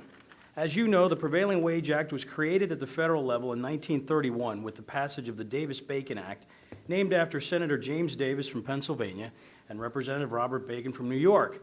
It was actually signed into law by Herbert Hoover, a Republican president, on March 3, 1931. And the premise for that law was simple. They wanted to protect local workers from unscrupulous contractors who were bringing in extraordinarily cheap labor from the state of Alabama into Congressman Bacon's district in New York. And thanks to a Republican-controlled state legislature in 1961, prevailing wage laws in Pennsylvania have been successful in benefiting workers, their families, and the communities in which they live. These are good-paying and family-sustaining wages, which stimulate the economy and allow workers to spend more in their local communities and allow municipalities to function through the use of sales taxes, property taxes, and other revenue-generating methods, which are all good for municipalities. And I'm speaking as a former elected official and as a former appointed official in a third-class city in Pennsylvania. These bills before this committee do absolutely nothing to help working people. In fact, they hurt them. You know, the first argument against prevailing wage is always the cost of construction, that the prevailing wage law drives up the cost of construction. Now, some claim that eliminating the prevailing wage will reduce the total cost of a project anywhere from 10 to 30%. 10 to 30%. 30%, you heard a previous testifier say 40%. Labor costs are typically only 19 to 24% of a total cost of a project, depending on the scope. And when you're looking at the actual numbers, you will see how preposterous the claims of 30% are. So let's take a hypothetical situation. Let's take a bid of $1 million for a new construction project. If we're to split the difference of the usual labor cost on construction projects and use 22%, that would be $220,000 for the labor portion of the project. Obviously, any savings over 22% would be impossible unless the workers not only work for free, but also contributed to the materials of the project. Now, we really need an open and honest dialogue on the cost of materials and the cost of engineering studies, which are driving up these projects. I think that that is something that could be viewed as positive and constructive, not just to the members of this committee, but also appointed and elected officials in smaller municipalities. This comes from a conversation that I had with a planning director in Washington County who was complaining to me that before a bridge, a small bridge of about 90 feet long, 50 feet wide, was to be constructed, she was staring at a pile of paperwork this thick, which ran her over $100,000 in studies. Again, we need an open and honest dialogue on that discussion as well. So to look deeper at the issue, let's assume, for instance, that we can actually save 10 to 30% on that labor. The 10% claim would result in a savings of $22,000 or 2.2% of the total job cost, while 30%, $220,000 equals $66,000 or 6.6%. So can the 2.2 to 6.6% savings really be realized? And, you know, contractors bid on projects. They bid on projects based on wages, cost of materials, estimated number of employees to complete the job on schedule. And for our purposes, consider a number of contractors consisting of union and non-union bidding on a private job. Union wages are set and easily attainable, allowing the non-union contractor the advantage of adjusting the wage portion of the bid accordingly to gain an advantage in the bidding process. Now, while this does not guarantee that the wage portion of the bid will be passed on to the workers, it could just as easily be kept as profit for the contractor. Now, without prevailing wage laws, contractors are under no obligation, either moral or legal, to pay their workers a determined wage or benefit. So how much of that savings will be passed on to the taxpayer, and how much will be kept as profit? I've said this 100 times, I'll say it again. I don't know of any contractor who is going to pass along any tax savings to the regular taxpayer. I don't. I don't know of anyone who's going to pass it along to a school district, a county, a city, a township, a borough, or any municipality for that matter. In fact, when I see that first study that demonstrates to me and proves that there is some sort of tax savings, I will jump for joy. And therein lies a fundamentally flawed and rather dishonest approach. You see, taxpayers won't feel any relief. And it makes one wonder if anti-prevailing wage legislation is based upon proven, sound, and logical business practices or in ideology that is hostile to labor unions. I can appreciate the sentiments of the previous testifiers who say they're not anti-union. I don't believe that they are. But some of these things that keep piling up in Harrisburg make one think if that is really the case. Now, switching gears for just a moment, according to the Bureau of Labor Statistics, the national unemployment rate is 7.4% in Pennsylvania. In Cambria County, it's 9.2%. We're also experiencing over 13% unemployment in the construction industry statewide. Why would we possibly want to pile onto those negative numbers and hurt people, suppress their wages, and put them out of work? Changing the prevailing wage law will hurt our workers further by suppressing their wages, taking more from the bottom, and padding the top. You know, we touched upon this in the previous hearings as well. We do have highly skilled workers who require a significant amount of training, and those workers provide excellent projects which come in under budget, on time, and they get it right the first time. They get it right the first time. And when it rains, they don't work. And when they don't work, they don't get paid. And so they're not out there making $70,000, $80,000 a year. They're not working 12 months out of the year. They're working 8 or 9 months if they're lucky, and then finding a job at Sheetz in the off-season until the construction season begins again. Now, the next several pages of my testimony I will not read, Mr. Chairman, simply because they are studies that provide more information on what I just talked about. But I want to really end with this. We have a responsibility right now in the state of Pennsylvania to pass a comprehensive transportation bill that will put tens of thousands of people back to work on our roads and bridges. As you know, there are 5,543 structurally deficient bridges alone in Pennsylvania, with over 10,000 miles of road that need to be redone, repaved. They need to be done right now.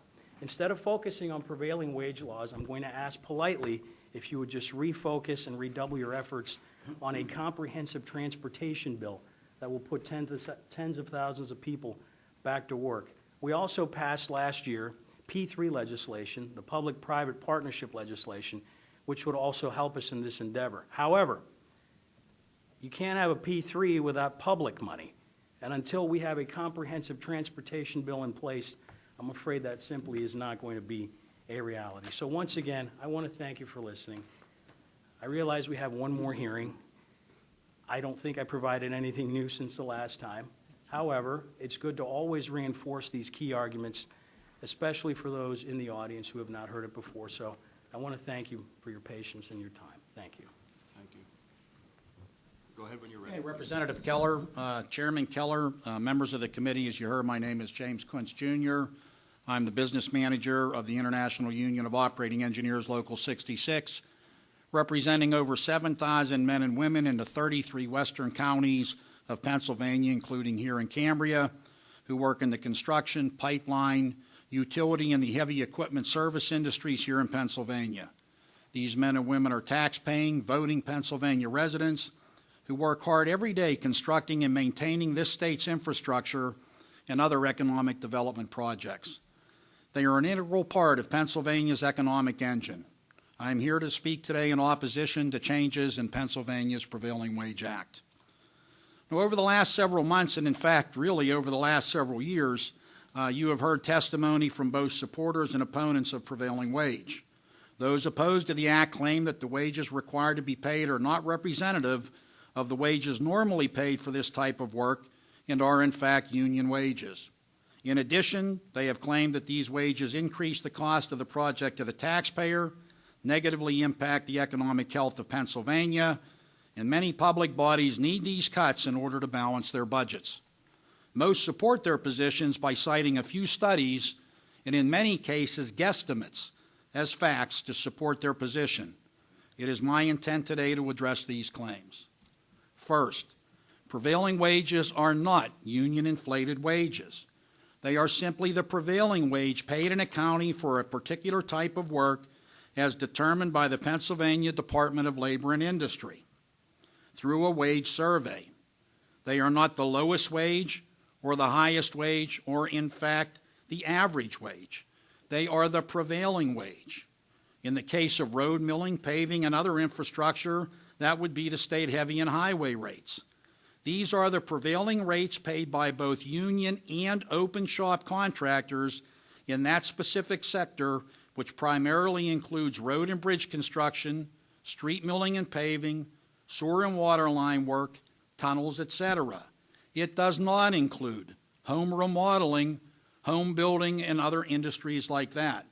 Most of the contractors in those sectors do not, in fact, bid public sector work. Simply put, these are the wages paid on more jobs in this industry in that county than any other wage by both union and open shop contractors. Second, many who have testified to reform or repeal of the Prevailing Wage Act have made the claim that it would result in savings of 10 to 30% or even 40%. Yet most do not provide any verifiable or legitimate study to support their claim. In fact, one testifier at your last meeting admitted that they could not provide any solid evidence to prove their savings claim. Consider that the average labor cost for most construction projects is around 20%. Actually, even less on many street and bridge construction projects. To get the savings claimed by those testifying against prevailing wage, the construction worker would have to work for free or in some case pay for the job. Now, several have cited the 2002 report issued by the Ohio Legislative Services Commission of Ohio's exemption from prevailing wages of school facilities projects, resulting in project cost savings of 10 to 17%. A study of this study by Ohio State University professor Herbert Weisberg found that the LSC's statistical analysis was flawed and only included data based on project bids, not the actual cost of construction at the end of the project. Professor Weisberg's analysis found that eliminating prevailing wage did not cut construction cost. When asked, the Ohio Legislative Services Commission director, that's the group that did the initial study, did not dispute the professor's findings. Now, others have cited the Mackinac Center for Public Policy's 1999 study of what happened when Michigan repealed its prevailing wage law from 1994 to 1997. Professor Peter Phillips of the University of Utah has done two studies that have included what happened in Michigan, one in 1999 and one in 2001. Both found that, in fact, eliminating prevailing wages for this period did not reduce costs. A 2008 review of the Mackinac study by Nushin Mahalia of the Economic Policy Institute found that it was flawed because it used hypothetical calculations not supported by evidence. Third, a number have testified that the paperwork required by contractors by the Act is a burden. In June of this year, the Associated General Contractors of Ohio, who represents both union and open shop contractors, commented on this issue, and I quote, "Many aspects of public construction law require paperwork, contractual obligations, drug-free workplace, change orders, etc. While few contractors like to do paperwork, most understand that the reporting requirements, one, ensure that contractors are complying with state laws, and two, allow public owners to track expenditures related to construction," end quote. It is a part of the business.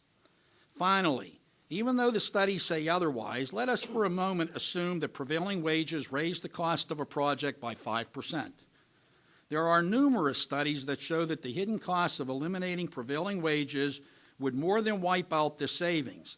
I can provide you with the list of the 57 studies, and you can look at every one of them. I give you the study and the source, and I'll give you that list.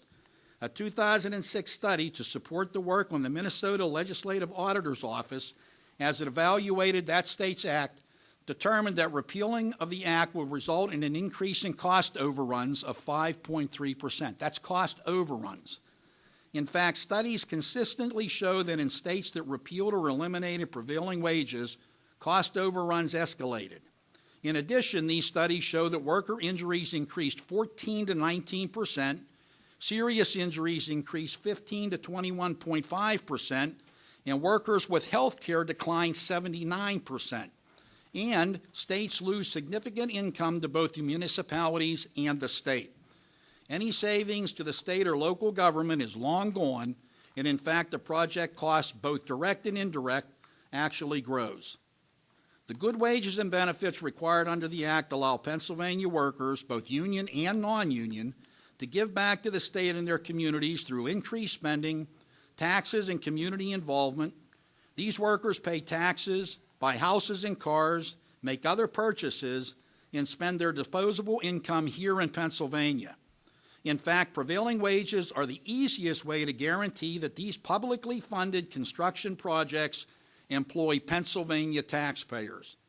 There is no incentive for a contractor to use transient or illegal workers to perform this work when he or she has to pay the prevailing wage.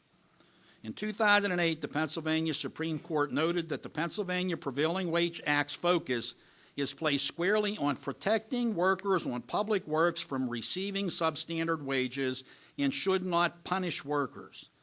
I believe that this should continue to be the Act's focus.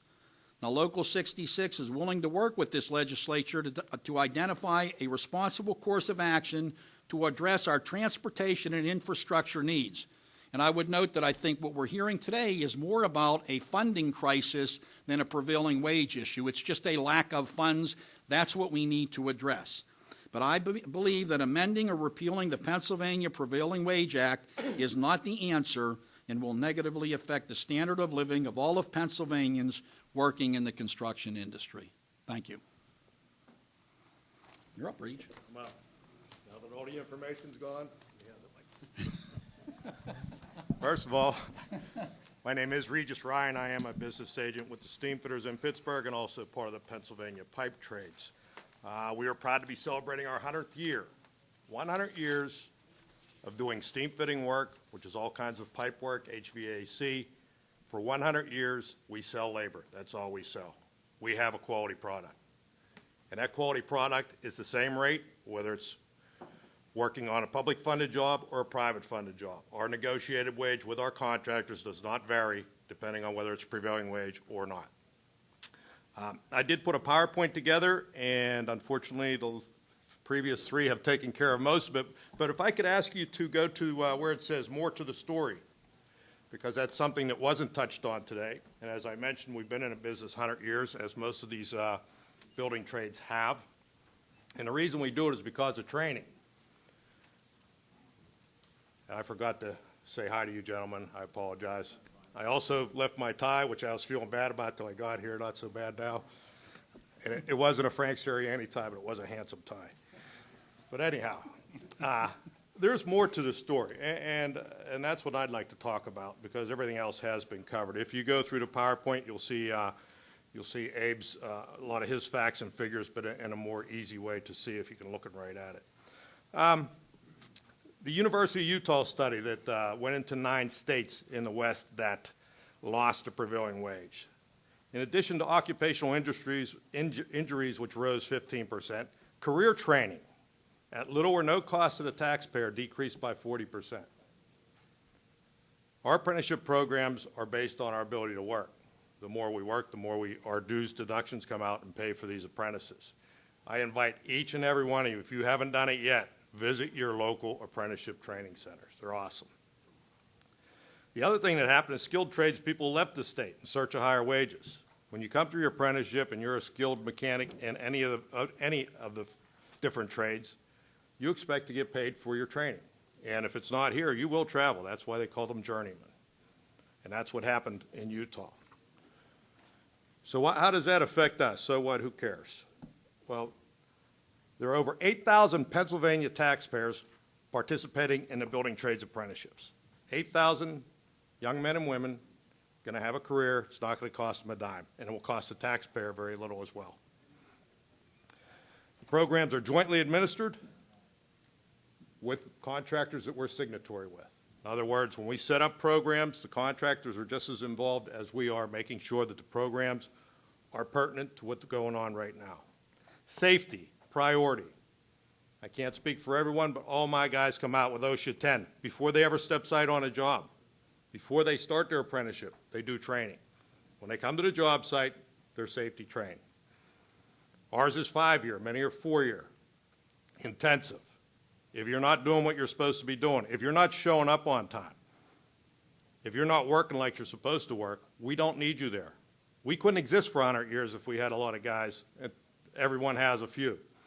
We basically have to have guys that do what we say they're going to do to earn the money that they're making and their benefits. The building trades represent 75% of all apprentices registered in Pennsylvania. 75%. That's an amazing figure when you think about it. We're talking machinists, we're talking ABC, we're talking everybody. We represent 75%. We graduate 90%. And we're the taxpayers. I had 96,000 tradespeople. It's a little higher than that. 96,000 Pennsylvania taxpayers. That's who we are. So when you say we're raising the taxes on the people, we are the people. And we work for over 3,000 signatory Pennsylvania contractors, closer to 3,500, I understand. 3,500 Pennsylvania businesses hiring Pennsylvania workers, making a decent dollar, keeping that money in their community, sending their kids to college, buying economic stimulus. We enjoyed benefits including health care and pensions. Going back to the study, do we want a chance of 40% reduction? Now, I understand this is about raising the threshold here, but then it was increased to talk about all prevailing wage. It's very important. Non-signatory contractors must use their most skilled workers to be successful on prevailing wages. I sat at a similar meeting several years back. I believe the gentleman's name was Rogers, and that question came to him, Nicholas Rogers from Rogers Mechanical. How does this affect you, Mr. Rogers? I have to put my best people on those jobs in order to make a profit. Well, that's what we're talking about. They're tax-funded jobs. You should have your best people there. If your kids are going to that school, you should have the best people building that school. If we're all driving over the bridges, they should have the best people making those bridges. So, just to reiterate what's been said a lot of other times, prevailing wage demands training. It encourages fair competition. It prevents fly-by-night contractors from underbidding a job by slashing wages, importing unskilled and/or illegal workers, and pocketing the tax dollars. All this information supports the reason the original prevailing wage passed by 183 to 4 in 1961. Not a lot has changed. My contractors run from two-man and one-man shops to huge shops, well over 100. We have the ability to handle almost any project, or we have the ability to handle every project. That's how I'd like my testimony to state. So when we're talking small projects, we have small project people. When we're talking large, we have large. When you're talking under 25,000 or over 25,000, in my particular industry with HVAC, there's a lot of those projects around. Your plumbing, your electrical, your painting, a lot of projects in that price range. You want the training to stay, you want the jobs to stay, you want your Pennsylvania craftspeople that are not on anyone's dime as far as making a living or getting their education, I'm sorry. You want them to continue to work. And the best way to do that, as was witnessed by the study in Utah, is keep the prevailing wage. Thank you, Mr. Thank you, gentlemen. I'd just like to begin with a couple things that were mentioned, and I want to just start with Act 127 of 2012, and I don't know if you gentlemen are aware of what that act is, but that's the E-Verify on public work projects. So anybody bidding on a public works project is already required to make sure their workers are documented. Okay, so prevailing wage, that's a separate issue from prevailing wage because they're already required to do that. So They're required to do that, but also. Not everybody is doing that. Okay. But that's separate from prevailing wage. When you document a certified payroll, you're signing on the line that that worker is a documented worker. Or you're verifying again, that that person, they have their social security number, they have all those things. So yeah, but it's a backup. We do that when we hire people too. They're supposed to be checking that. And so I just wanted to make sure that everybody's aware that's listening to the hearings that there are other items where workers have to be verified. And I would argue they work in conjunction, but then again, then the fact that now the state requires that kind of flies in the face of the argument that the paperwork is overbearing, because that in itself requires a significant amount of paperwork for the contractor, whether he's bidding a $25 job or a $150,000 job. So again, it goes back to, but one way you confirm E-Verify, one of the ways to confirm E-Verify is by. It's online. It does not cost It does anybody take, and so is prevailing wage and certified payrolls. It does, the way you confirm E-Verify and actually verify the E-Verify is through certified payrolls. I would like to say something about E-Verify too. I mean, I'd like to thank the committee for passing that in that bill, because that has helped. Yes. It has helped. But it isn't the save-all. It has helped. Right, but like I say, there are other things that govern anybody that employs people in the Commonwealth. state. Yes. Right, right. A couple other things I just wanted to make sure, and we're looking at talking about safety, and I guess just want to ask something about, you gentlemen are familiar with who governs workplace safety in the Commonwealth? OSHA. OSHA, yeah. Right. That's right. So Right, that's and they will governed. not come out to a project unless it's imminent danger. And Yeah. I know, I worked in private industry, I managed a Yeah, factory, you and, see. you know, we actually had our own safety committee, so private companies do, Yeah, was it a lunch pail safety committee? No. Lunchbox? You know, a lot of companies use them. It's just they get a little note in No. their paycheck that says, you know, make sure you know. no, we actually had stock your training ladder. programs and so forth, private industry. And again, I just want to say one thing for the record, you know, you have your members here, and I'm sure they're very skilled, they're trained, they work very hard, and I compliment all the workers in Thank the you. Commonwealth. But there are also many people that are not organized labor that work very hard and are very well trained and do a good job. So There are future members. well, The very best of them get to work on prevailing wage. And I would Well, a lot- argue again that it's not about union or non-union, our program or their program. I think we do training better than anybody else. It's about the facts that all of these studies, 56, this is your copy. All of these studies show that in every one of the cases where prevailing rate was eliminated in the last, I don't know how many decades, in a state, that workplace accidents rose. Serious workplace accidents also rose even higher, so that the reality of it is that the expectation will be the same because all of those other states also are governed by OSHA.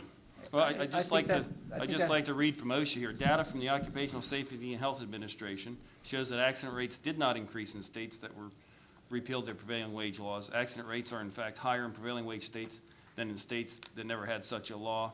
And I can give you a copy of this. I'd like if to you'd see that site because I believe that's actually taken a bit out of context. But I'll address that once I get the citing. Yeah, construction accident rates are scarcely affected by prevailing wage laws, since in the construction industry, union and non-union firms are subject to the same safety regulations and have the same incentives to minimize their workers' compensation insurance rates by maintaining a safe workplace.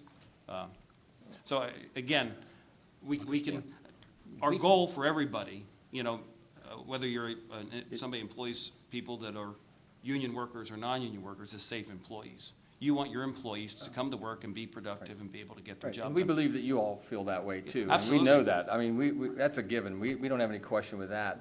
But what happens is the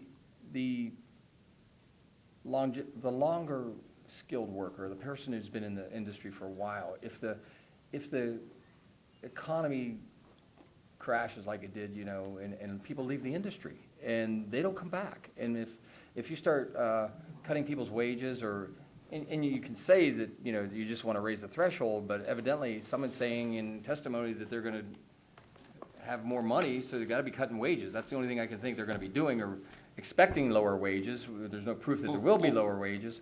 But those people that are, you know, more skilled and higher safety training will leave the industry or go to a state that has higher wages.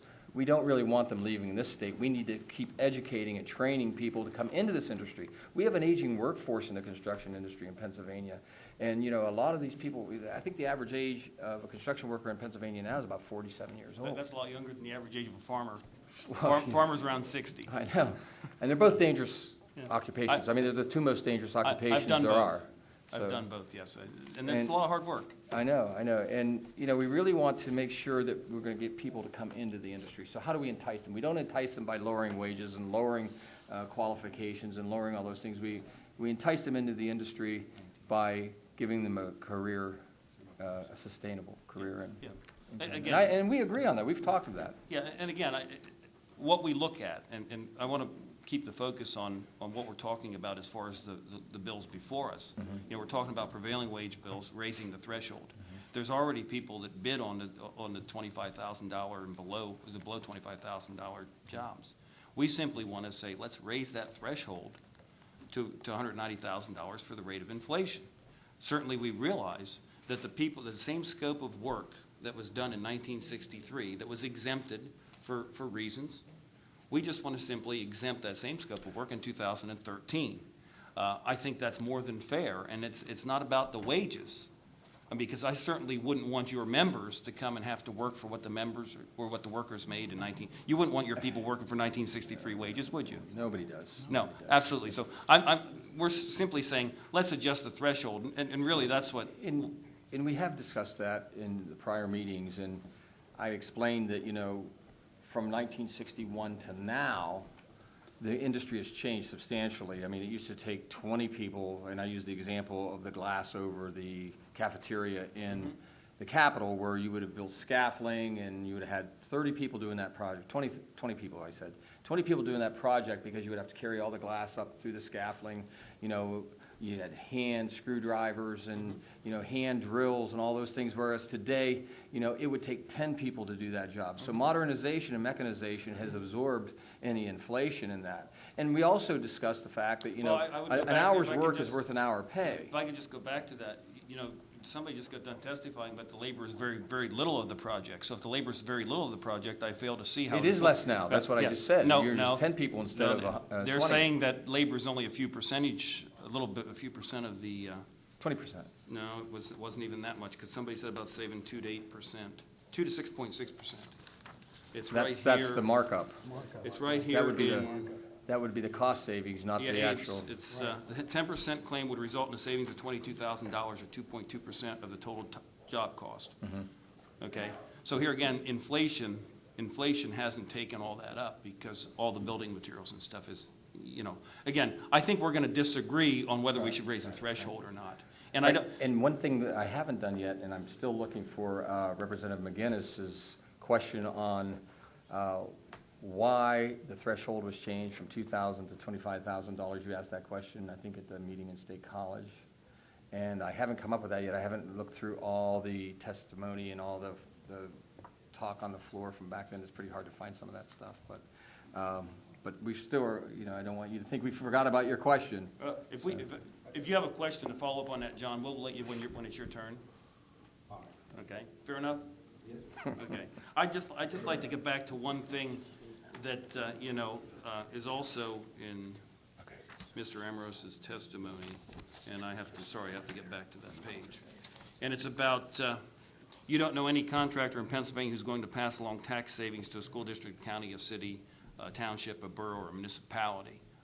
I would think that if they don't have to, if the bids come in all at a lower level because they don't have the mandate, and I'm not necessarily saying wages, because there's many other things that go into the cost of a prevailing wage project. I mean, there's the engineering costs, which are a factor of the percentage of the job, and you have all the other things. So if the bids are lower, and we just raise the threshold, and our bids come in lower, I don't think they're going to have money to turn back because they aren't going to be bidding the higher bid. So I think there will be a savings to the taxpayer.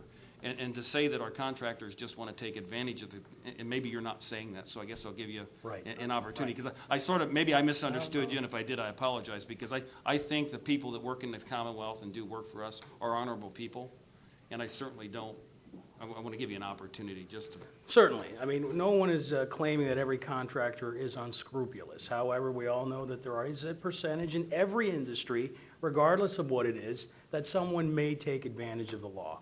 What I'm tired of, Representative, is the soundbite that says that we're going to pass along tax savings to taxpayers, and everyone is using it as a blanket statement. Yet, notwithstanding your argument, which is a good one, I might add, I haven't seen any studies, I haven't seen any empirical data, I haven't seen any proof that any of these tax savings are going to be realized. And until I see that, I'm going to continue using that, because I am just at wit's end in terms of the rhetoric that is flying. And, we cannot continue this debate in an insincere fashion. I want to see numbers, I want to see stats, I want to see proof that these savings are going to be passed along. Well, again, and it's been my point very often that, of course, I wasn't born in 1963 yet. And Nor was I. I know you're a couple years younger than I am from the testimony in the last hearing. But anyhow, if you went in 1963, I'll pick on a chairman here. If he went into the bank and said, hey, I'd like to build a house, give me a mortgage. And the mortgage lender said, okay, here's $25,000. Go and build a house. You'd have built a pretty nice house. fast forward to now, you go into the mortgage lender and say, I'd like to build a house, and the mortgage lender gives you $25,000 to build your house, you're not going to get much work done. For these bills we're looking at right now, particularly 796, we're saying let's adjust that threshold, not even totally for inflation, but just up to the point. With all due respect, they weren't using that for houses back then. They were using that for those big government buildings, which you all go to every day in the Harrisburg area and throughout the state. There were no houses built at that threshold. It was the Capitol building. It was, it was the Treasury building. It was all those buildings, So when you say that you could build a house for $25,000, they weren't looking at houses. I'm simply saying the same scope. I'm using that as a comparison to say the same scope of work. We're asking a municipality, and we're saying you can't do the same scope of work you could then without the mandates of the prevailing wage. And we're simply saying it's time to look at the law and adjust it. At least that's been my position.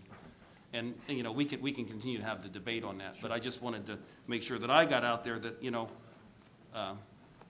safety's OSHA, there are training programs, ABC does them, the other contractors do them, and I've been to the training facility in Lebanon. I was the chairman. They have a nice facility there. There's community colleges. There's a variety of ways that people that want to get into the trades can get training, and I'd say quite good training, whether it's in one of your facilities or in a community college or the like. So again, I think our workers in Pennsylvania are very skilled, whether or not they belong to a organized labor entity.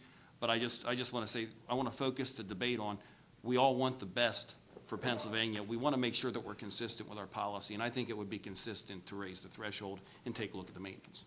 And with that, I'll turn it over to the chairman. Thank you, Mr. Chairman. Gentlemen, once again, thank you. Mr. Sirianni, just to make a point, it has nothing to do with this, but when the Navy closed the Navy Yard in Philadelphia, we had a great collection of skilled workers. When Caverna came in 5 years later, we couldn't find enough welders to meet their needs because within that 4 or 5 year period, all the best welders were gone.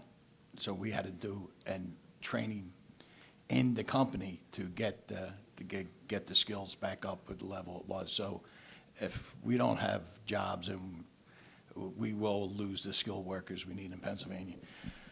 Mr. Kuntz, you've always been, I've always listened to you when it comes to the Youngwood and the Evanborough cases. We've heard a lot of talk about that, how just a little bit of maintenance, we need a little bit of maintenance. Would you explain what actually happened? Because I know you were involved in those cases. Well, I think with the Youngwood Borough, it was the one I was involved in, and actually that wasn't a maintenance decision that goes back for decades. That was really a much newer decision by certain people within the several administrations to kind of pump up or redefine what maintenance is on milling and paving. And so then that went to the state Supreme Court, which found that, in fact, that was covered by the Prevailing Wage Act. So the change actually in definition of maintenance was an illegal change to begin with. Then in the case of the Youngwood Borough decision, there's a claim that it was a $26,000 difference in the actual cost from when it was done without rates to the paving that was done once it had prevailing rates. And I would argue that that is a big unknown. In fact, the $26,000 was significantly higher than the actual difference between the wages and benefits that the employees received when they were paid and what the prevailing rate was. There was a significant inflation in that rate by the contractor, which leads one to ask, what would the contractor done had he bid that under rates at the beginning? And my argument is, and I think you've heard it here, that in most cases it wouldn't have made a difference. He would have bid them in order to receive a profit, and that much of the profit that he got in the earlier bid went in his pocket. But then it was redefined, and now we hear about struggling municipalities. Again, I really don't think this is about Youngwood Borough or the sidewalk case. This is really more about a funding crisis the prevailing wage is not going to solve.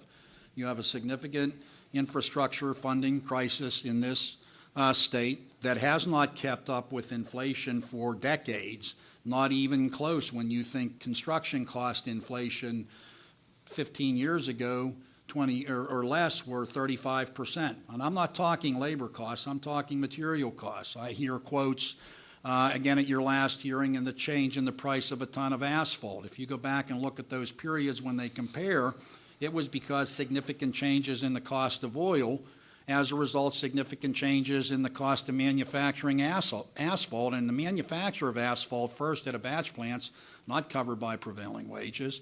It's only when they put it on the ground that it's covered. And in fact, is not labor intense. It does not take much labor to make asphalt. It is the batch plant and materials that do that, and the costs are in the emulsion, in the aggregate, and in the cost of heating the asphalt to a certain temperature, cooking that, turning it, electricity in order to pump asphalt out at the end of that batch plant. That's the real cost that drives the cost of paving a road. But the Youngwood Borough decision, I will use the guesstimates that everybody else seems to do. It seems to be very effective here because those are the numbers everybody's buying, not studies, but guesstimates. That my guesstimate after 37 years in the industry is that that bid would have come in about the same had there been prevailing wages. Thank you. I agree, and when we talked to the last, not at this hearing, the last bunch of township and commissioners, and I said I agree with them. They said we can't keep cutting in Harrisburg and then expect them to find ways to make up for this. So I did agree. So I told them that's why I've been voting against the budgets recently, because they keep getting cut, and we need new funding sources, and we have to help the locals.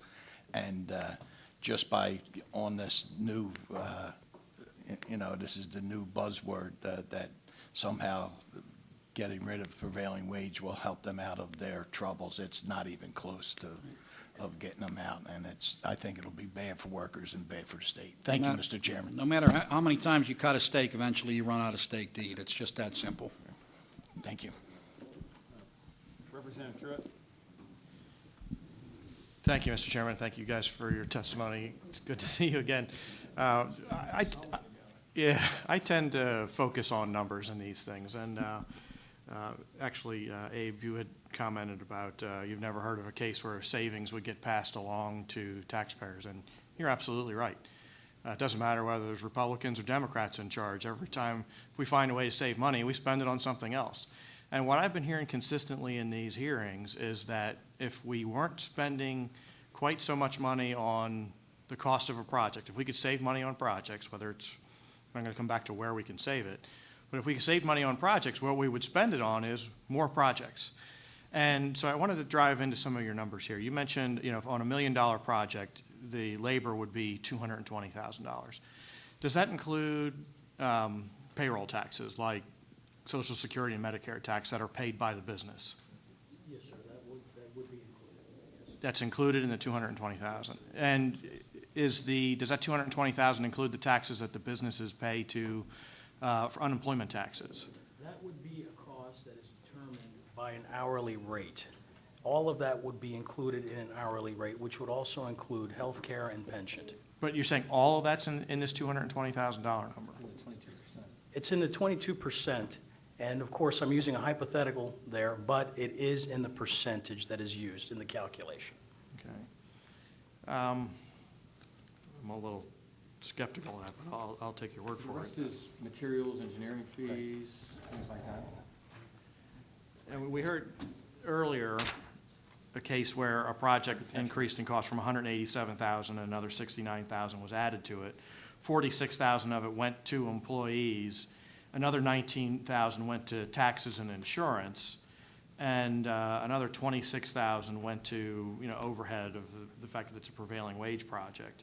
So again, I'm still trying to understand how, because I believe both sides. I believe you guys when you say the cost of labor is in the 20% range, but I also believe that the cost of the projects goes up 30 to 40% when we apply prevailing wage, because of the compounding effect of when you pay somebody more, now you have to collect more taxes, and there's the business, that business is paying more taxes. A business owner is paying his half of Social Security taxes, he's paying his half of the Medicare tax, he's paying the unemployment tax, he's paying more for workers' compensation, he's paying more for health care, and I'm wondering if you're including all of the employer costs in that $220,000. Or if you're just including the costs, on your Schedule C, you've got your cost of labor, the amount that actually went to the employee before the deductions in his paycheck. I thought the questionable part of that testimony was the extra $26,000 they threw on top that the company charged on top for handling fees or whatever it was. There was no definition of what that was for, because they had already done a payroll. They had already done all those things. It wouldn't have cost any more if they only did it once. Well, Doing it twice. yeah, I agree with Whether that. it was prevailing wage or not. That's something I'd like to dig into, is to understand better. Can I interrupt? And according to contractors, and I deal with them every day, and we have about 600 contractors that we deal with. When I'm talking about the average cost of 20 to 22% on most construction projects, that is the entire labor wage cost. So that includes everything you're talking about. That's considered part of the total wage cost. I'm not talking about the package the employee receives. I'm talking about labor costs. So all of that is included by the contractor when he does his bid and calculates. Now, I sat back and I'm still trying to figure this out, but in the situation that you talked about, the differences were 72%. Do the math. So there's a 72% difference. And when you're talking about the difference between a total wage cost, I don't care what it is, I'm not sure what the high wage would have had to have been and the low wage would have had to have been to get a 72% total project cost that large. I'm just, from my experience, and I'm going to go back and sit down and do some math on this. I don't have time now. I started back there. I got to the 72% and went, wow. The math just doesn't work. Now, I'm not doubting the numbers they gave. I'm just wondering how they got to those numbers and how that contractor got to those numbers. That's the question that I wonder. And the $26,000 by itself, though significant, when you tack it to the $95,000 difference, still there's a lot of money there I can't do the math on. And just think about it. Total wage cost, but putting everything else into it, those are small percentages of the hourly wage amount, what you put in for unemployment compensation, the FICA contribution, any other thing, the employees' UC contribution, the employer's UC contribution is capped. So for anything fairly high, the employer doesn't pay any more on unemployment because his contribution is actually capped at a fairly low value. I'm struggling here trying to do the math on that myself. It's a good question. If I may give you an example, we were involved in a court case on TIF financing, whether it was tax dollars or not. And it was the Penn National Insurance case. It went to Supreme Court as well. So I was at the pre-bid meetings for a while until I was escorted out. But I'm sitting in there, and they told all the contractors, you guys, they told all the contractors to bid the project both ways. They wanted to bid it prevailing wage and non-prevailing wage, and they did. And we had several union contractors that bid on that project.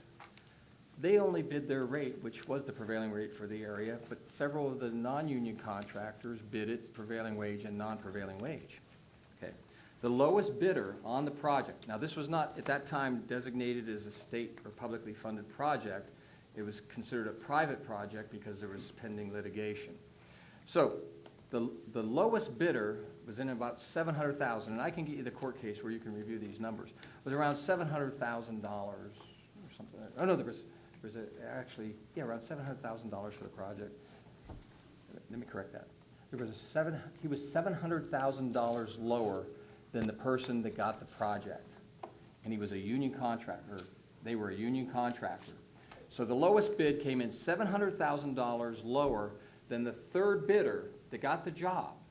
The second lowest bidder was another union contractor, and it was given to a non-union contractor from Lancaster County, and I have no problem with that contractor. They, Penn National Insurance at that time could give it to whoever they wanted to because they weren't required to give it to the lowest responsible bidder at the time. So that project was done by that contractor. They hired all the subs, and they did hired the electrical contractors and the refrigeration contractors, the flooring contractors, and all that. At the end of the court case, when it was deemed to be prevailing wage, that contractor submitted a figure to adjust for the difference in prevailing wage, and he was already the highest bidder. He was $300,000, $250,000 higher than the lowest bidder who bid it with prevailing wage. So a lot of it depends on how much work there is at the time, the availability of manpower, and just how much work you have at the time as an individual contractor. When the economy was booming, prices were substantially higher in this Commonwealth on public projects. There were 50, 60 projects that you couldn't find bidders on. Now you put a project out for bid, everybody and their brother's bidding on it, so everybody's giving you their best price to get the job. That's the time when you really should be doing the most work with public funds, is when there's a surplus of contractors available and a surplus of manpower. You're going to get the best deal. If you wait till everything's booming again, you're going to pay another premium. So, when you're doing budgets and you're thinking of budgets for the taxpayers of the state, you might want to kick a little more money in. You might not want to shut PlanCon down for the schools where the government's not reimbursing the school districts to build construction projects like it's being done right now. It would be the optimum time to do the school construction, not stop it or not cause it to slow down. So that's the only, I'm going to get you that court case so you can look through those numbers, because it was 10, 12 years ago since that happened, and my numbers may be a little bit off. But the whole, it's an actual court case that documents that. So. At the State College hearing, I made light of a conversation about a tree trimming crew. And there was talk about the person operating the flags was being billed, not paid, but billed at $65 an hour. Do you know what would be a typical rate that would be paid to somebody? Abe would know that would be the laborer's job up there, Right, and Abe right. would know that rate. Well, depending, of course, on where it took place. For instance, in eastern Pennsylvania, if it was in State College, you're looking at a rate of between $16 and $20. 16 and 20, Yes. okay. So, Pardon me? Yes, sir. That is correct. Plus benefits. No, that includes benefits. That includes Prevailing benefits. wage includes benefits. Yes. $16? 16 to 20, sir, yes. That includes benefits? Yes, sir, it For does. labor Right. in State College, he'd be about right, yep. I I have operators that are not much higher than that. would beg to differ on that, but that's okay. what I'm trying to illustrate, though, is the worker's being paid $16 to $20 an hour, and he's being billed at $65 an hour. So the effect of an increase in wage rates has a leveraged effect or a multiplied effect that's how a small increase or decrease in a worker's pay can result in a 30 to 40% increase or decrease in a project cost. And I'm not expecting you to answer this again. I keep coming back in my mind. I keep thinking that by trying to pay people more, we are taking a lot of money. By paying workers a little bit more, we're taking a lot of money away from municipalities and potentially employing a lot less people. So we're paying a few people more and employing a lot less people, and all this other money, the difference between that $65 an hour and that $16 to $20 an hour, we're not 100% sure where it goes. I would argue, again, it goes back to the Youngwood Borough situation in a very similar, I believe that was the same contractor, and the second bid, which was significantly higher, was after the fact when he found out that he could inflate his wages. Now, that would suggest that all that money was going to profits, not to employees. Yeah. So same contractor that also bid it at a significantly, I think it's after the fact. Again, this is the problem sometimes when you hear this. Well, after someone said it has to be prevailing wage, this is the amount that the project changed because it was bid after the fact, is that individual contractor, and there are very reputable contractors out there, and then there are some that are less than. And I'm not going to pass judgment on individual contractors, but again, it's after the fact. It seems like the barn door is now open. I can do what I want to do to try to get that project, because you're going to have to do that. I would like to, if you don't mind, in an effort of keeping people on time in this hot room, get to Representative McGinnis, if you don't mind. I was done, thank you. Thank you. I was hoping you'd go that way, too. Mr. Amoros, you expressed skepticism or outright disbelief that cost savings will get passed on to the taxpayers. I want to cure you of such skepticism. If you have a competitive bidding process, the savings have to get passed on to the taxpayers. Is that not the case?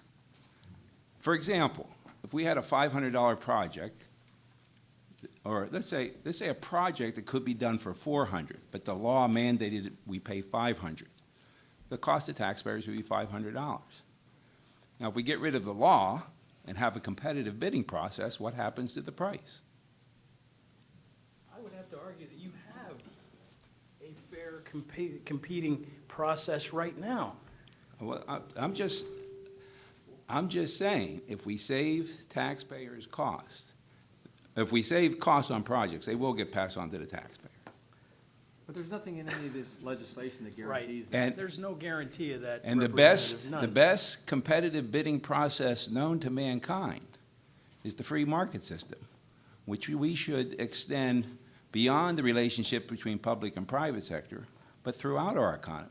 Well, let me argue the point that we currently have a fair market competitive process, and it's already in place because every contractor could submit those wage rates to the Department of Labor and Industry, and then it would settle itself. But we're getting back to that original premise that not everyone participates, for whatever reason, in providing the certified payroll, the wage rates, and their projects to the Department of Labor and Industry. I'm not so sure we'd be having this argument. Well, if I may finish, sir, if I may finish. Well, you're off point here. No, I'm not off point. Yes, sir. No, you mentioned a fair market competitive process, and I'm addressing your point. I don't think we'd be here arguing this case, or these points, if every contractor in Pennsylvania would take it upon himself or herself to provide due diligence, provide the wage rates, the certified payroll to the Department of Labor and Industry. But that's not a free market. When you have to report what you're doing to Big Brother,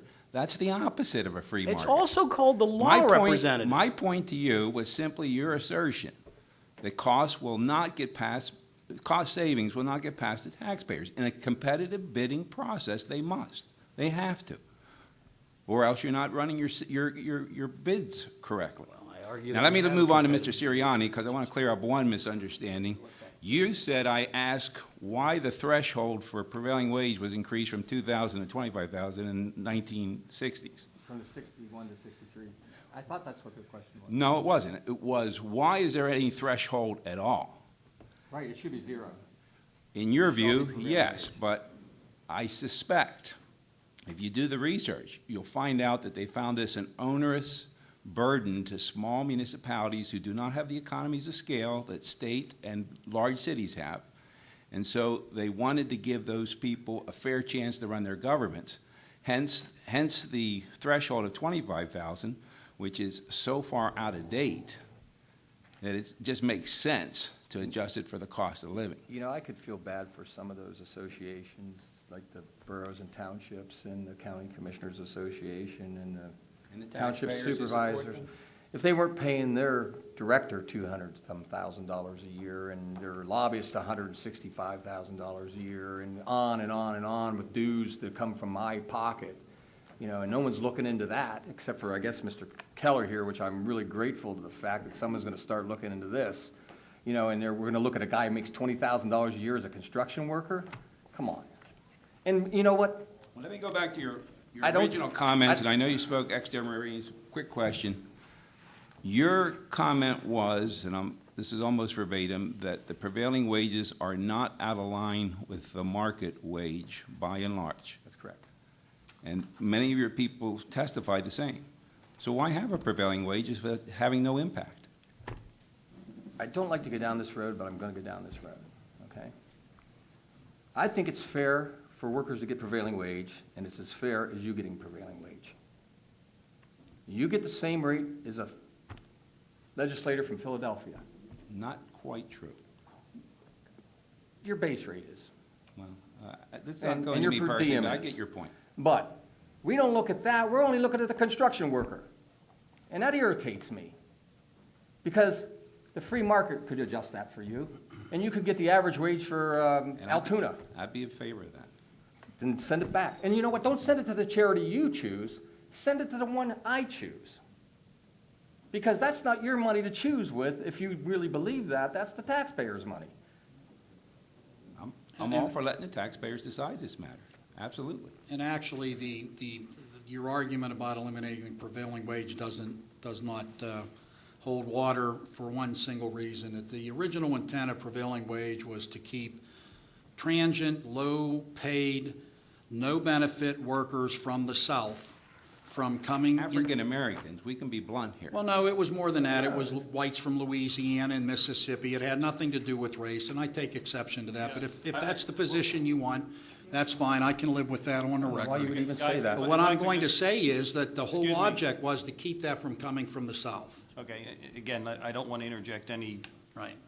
misconceived notions or anything else. This is strictly about what our feelings are on prevailing wage And and that's- what we think is the right thing to And do. and that's why I'm saying, the argument here is that still today, you could get people that are working in substandard conditions, which does happen in the industries that we're talking about all along the Gulf Coast and throughout the South, and contractors bring them up here. They do that now on some private sector work and significantly undermine. And I do remember actually this committee having a problem with all the Texans in here working on the Marcellus shale fields, and to your credit. And I thought that was a great thing, and that was as much driven by your party as it was the Democrats, because they were coming in here taking jobs from Pennsylvanians with substandard wages and limited, if not no benefits, and taking the money home and buying their TVs and refrigerators in Texas or Louisiana. We have won a good part of that battle, though it continues. Without prevailing wages, without the incentive of prevailing wages to keep that from happening, I will tell you that that will happen in the road and bridge industry. Now, if you feel that it's okay that we bring in out-of-state workers to work for next to nothing and take jobs from Pennsylvanians, then supporting the elimination of prevailing wage makes sense. Well, If again- you do not, I believe that There's hidden costs there, too. there's costs. If they go back there and they get laid off here, they're taking our unemployment funds with them. And they're taking 100%. Oh, yeah. They're Well- taking the highest rate with them. So that depletes our fund. Well, You know, it's a again, very big again, number. I look at, if we adjust the threshold and allow these municipalities to do more work, I look at that as a jobs bill, because now these people that are only working 8 months of the year or 6 months of the year will work more months out of the year.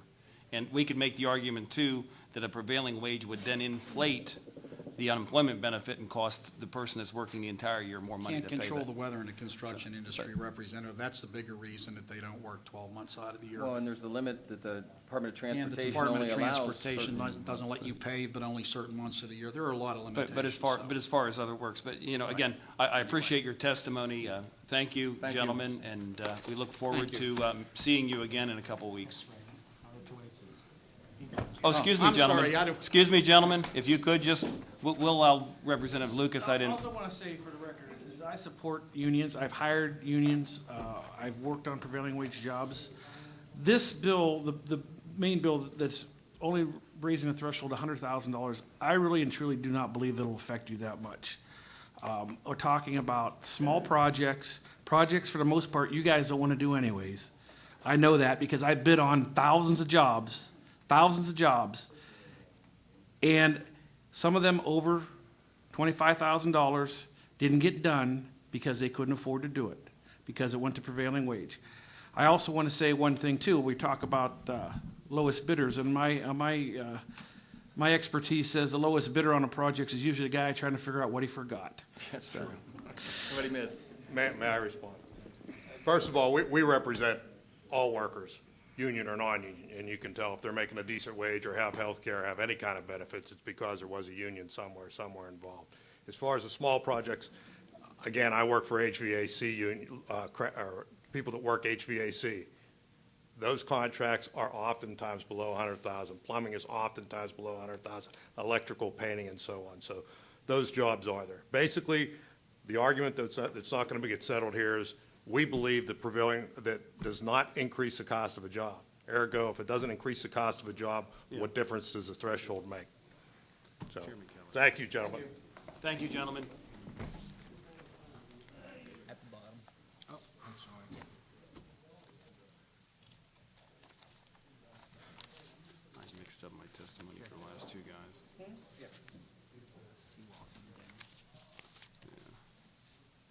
Yeah, but I don't know what I did with their testimony. There, and Denny didn't submit mine. No. Okay. Thank you.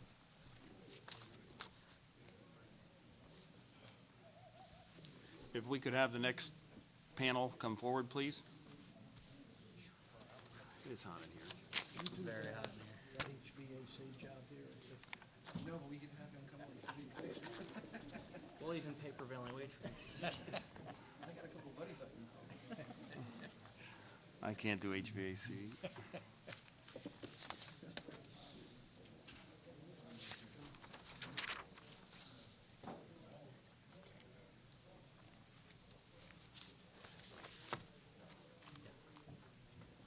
have the one for Steve.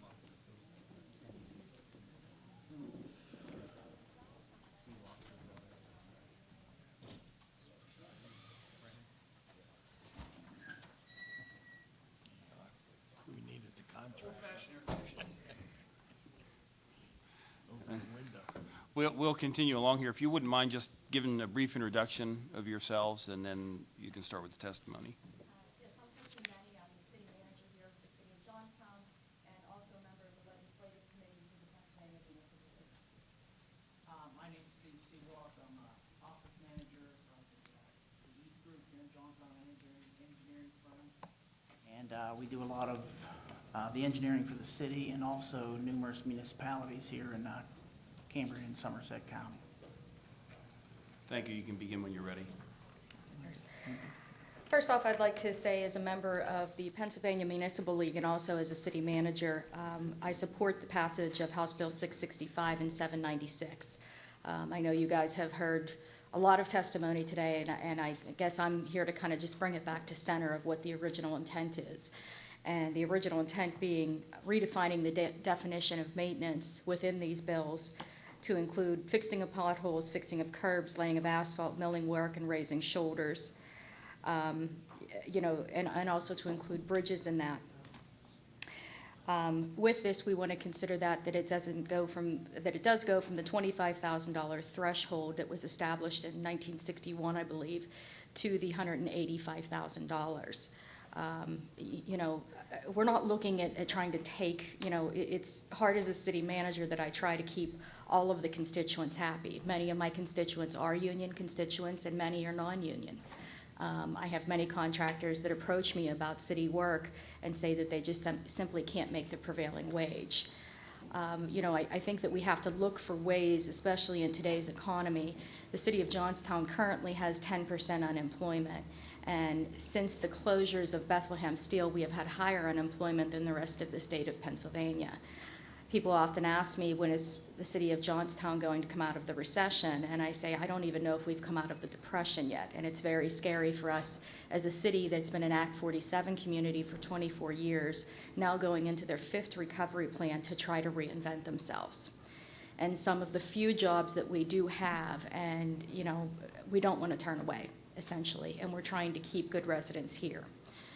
What I do know is as an Act 47 community, our workforce has shrunk, our public works especially, from roughly 110 individuals approximately 15 years ago. We're down to 27 individuals working in our public works department at this time.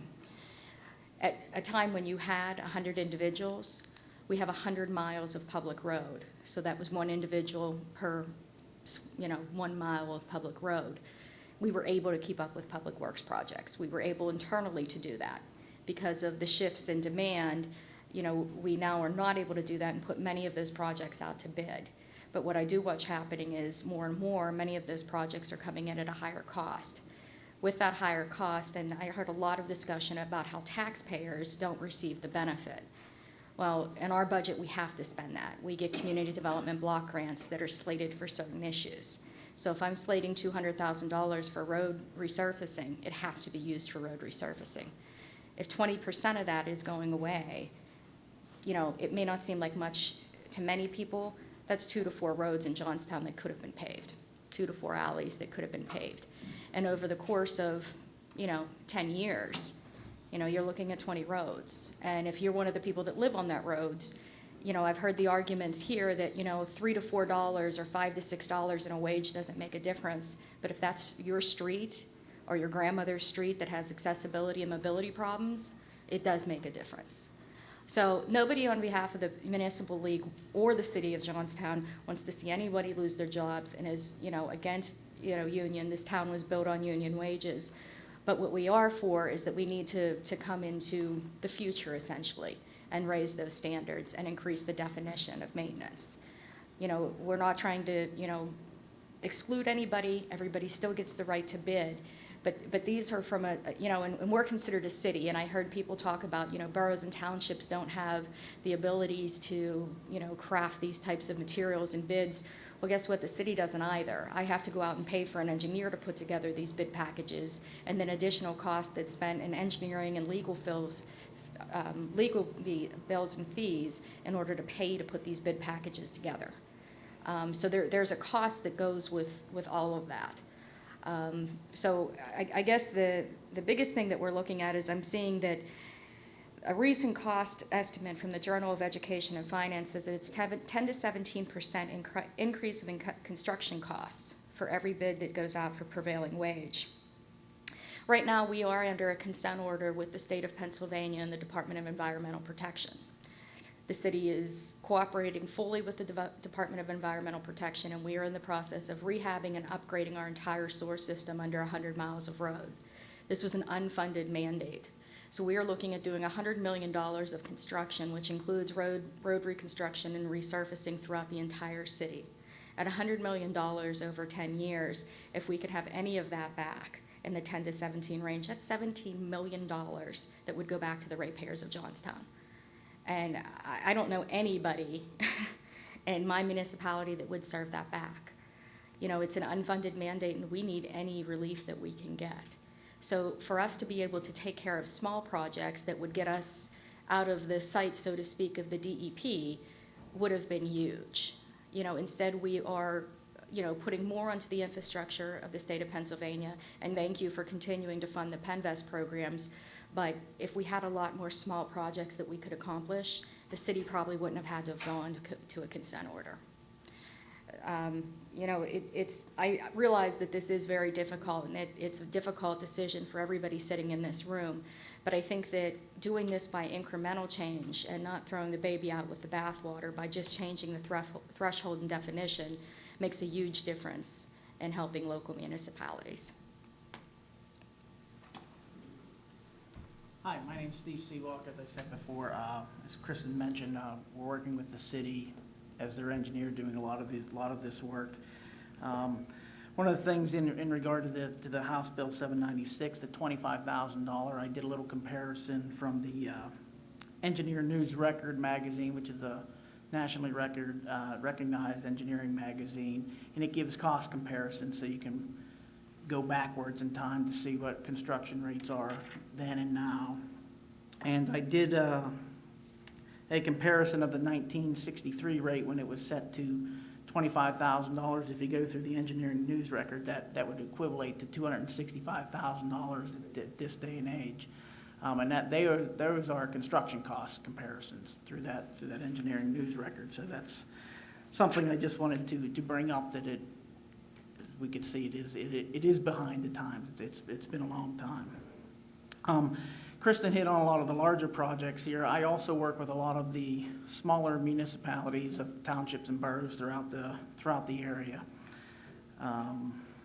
The threshold is low, and it does keep a lot of smaller contractors from working on small jobs. As you know, the $25,000 range doesn't provide for a lot of construction.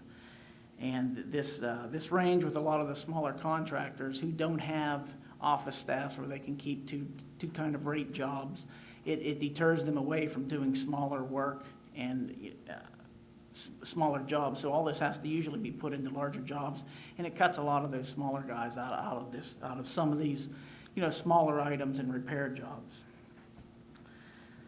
In regards to the House Bill 665, the maintenance work, in discussing it was one of the larger townships here in the area, Adams Township. They have a budget of about approximately $1.5 million a year. They spend $200,000 to $300,000 a year in repaving, you know, all street work, et cetera. Discussing that with them, they indicated they could probably save about $75,000 a year in their rates if they were to go to non-prevailing rate. That's about 5% of their budget. Okay, and talking with other contractors and that everybody seems to want to get around how much is the savings. I've talked to some contractors where they say it's a 5% savings, some say it's a third, up to around 35%. So you're still in a substantial savings there from a prevailing rate job to a non-prevailing rate job. So, you could argue between a solid 10 and 20% on those savings from a rate to a non-rate job.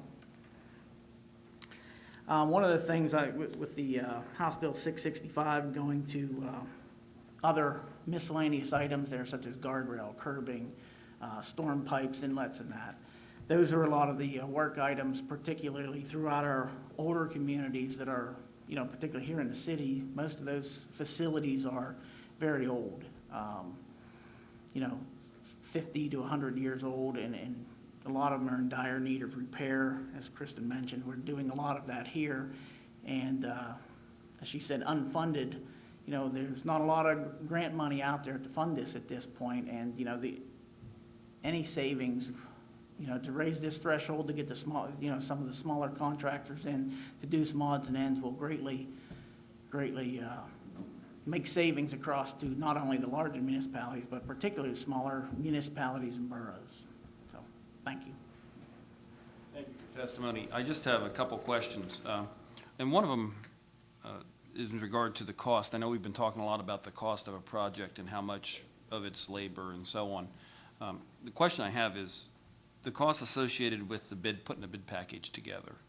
Is that a factor of the cost of the entire project, or is part of that a factor of the cost of the entire project that's put together? What I've been told by different solicitors is that $25,000 is all cost associated with that project. So if, the engineer's fees, legal fees, it's a project cost. That's what I've been told by solicitors. I couldn't, I haven't seen that in writing, but that's what I've always been operated on as a total cost. So it'd be the engineer's fees. If I have to go out and design 250 feet of storm sewer to put out the bid, my fees for putting out that bid package, et cetera, are included in that $25,000. So that greatly reduces the allowable construction cost, something like that. But that is not a factor if it's not like 10% of the project. So if the project's $25,000, it's $2,500. If it's $100,000, it's $10,000. It's a set fee for putting that package together? Typically, what you'll see is even through the federal guidelines, say rural utility service, they have a standard fee. If the construction is estimated at $100,000, the basic design fee, which includes bidding, is say 8%.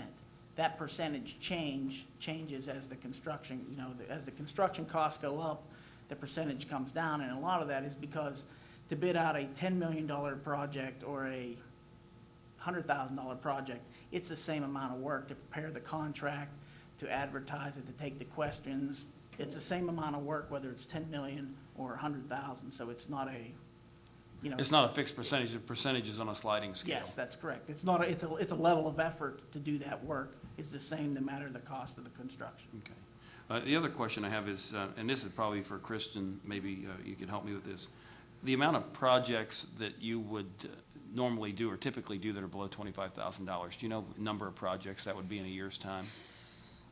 In a year's time, I'd say I probably do between 5 to 10 under $25,000.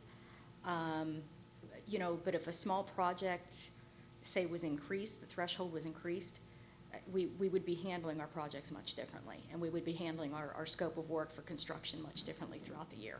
Okay. So how many do you do that are between 25 and, say, 100, which is what House Bill 796 proposes to move it to? I would say somewhere between 10 and 20 a year.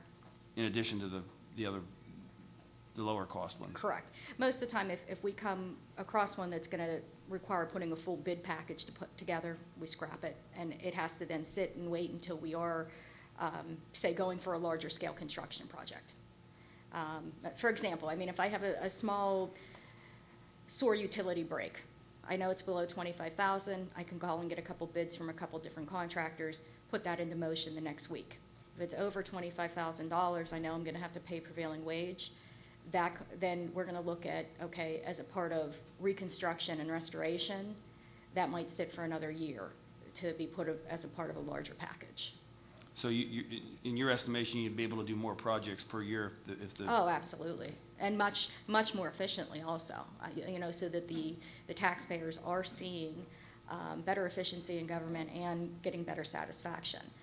It's just that anything that's over $25,000, we look at putting into a large scale when we're doing replacement of an entire, right now we've sectioned the city off into, I believe, 10 areas, and we're doing 10 areas across the city for sewer reconstruction. So if we have a situation that's over $25,000, we're going to wait until we're doing that section of the city. Okay. Instead of just addressing the problem at that moment. Thank you. Chairman Keller? Thank you, Mr. Chairman. Ms. Denai and Mr. Seawalk, in both of your testimonies, Ms. Denai, you said you talked to small contractors who can't make the prevailing wage. And Mr. Seawalk, you said many of the small local contractors do not bid work because they cannot afford the prevailing wage for their employees. You understand the wages are set by the Department of Labor. Correct. So if you're a small company or a large company, you should be satisfied with the prevailing wage because your cost for labor will be X. Everybody will be bidding the labor cost out at the same rate. I still don't understand why we keep hearing small companies cannot afford the prevailing wage when they put their bid together, they're going to put X in as the labor cost, the same as the giant company's going to put in, because the wage is set by the Department of Labor. I don't get it. Am I missing something? One of the things when I say smaller, these are considerably smaller. They don't have the office staff, okay, to put together. They work for a lot of individuals, okay? You said the prevailing wage. I have it right here. Cannot afford the prevailing wage for their employees. I'm not talking about the office staff. The prevailing wage is set by the Department of Labor. Everybody has to pay the same rate. That's the purpose of it. So everybody, when it comes to bid out, I have to bid for cement finishers, $25 an hour. If I have 2 trucks or I have 200 trucks, the state says this is what you have to pay those people. And we keep hearing that the rate is making this impossible to get projects done. But the rate is set. Everybody's paying the same rate. I think the difference that we're talking about here would have more to do with the presentation of bid packages and things to that effect. That's fine, but that's not what you said. Well, I'm sorry if there was misrepresentation. Yeah, you said that they can't make it because they can't pay the prevailing wage.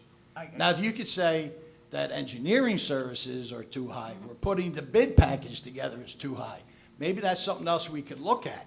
But to have people constantly come and say the prevailing wage is too high, they can't afford it, it doesn't make sense to me. The prevailing wage is set. And if those small contractors would actually do what they're supposed to do and send in what they pay the wages, the prevailing wage for that area would probably come down. But nobody does what they're supposed to do. They just come in here and say the wages are too high. Not disagreeing with any of that, sir.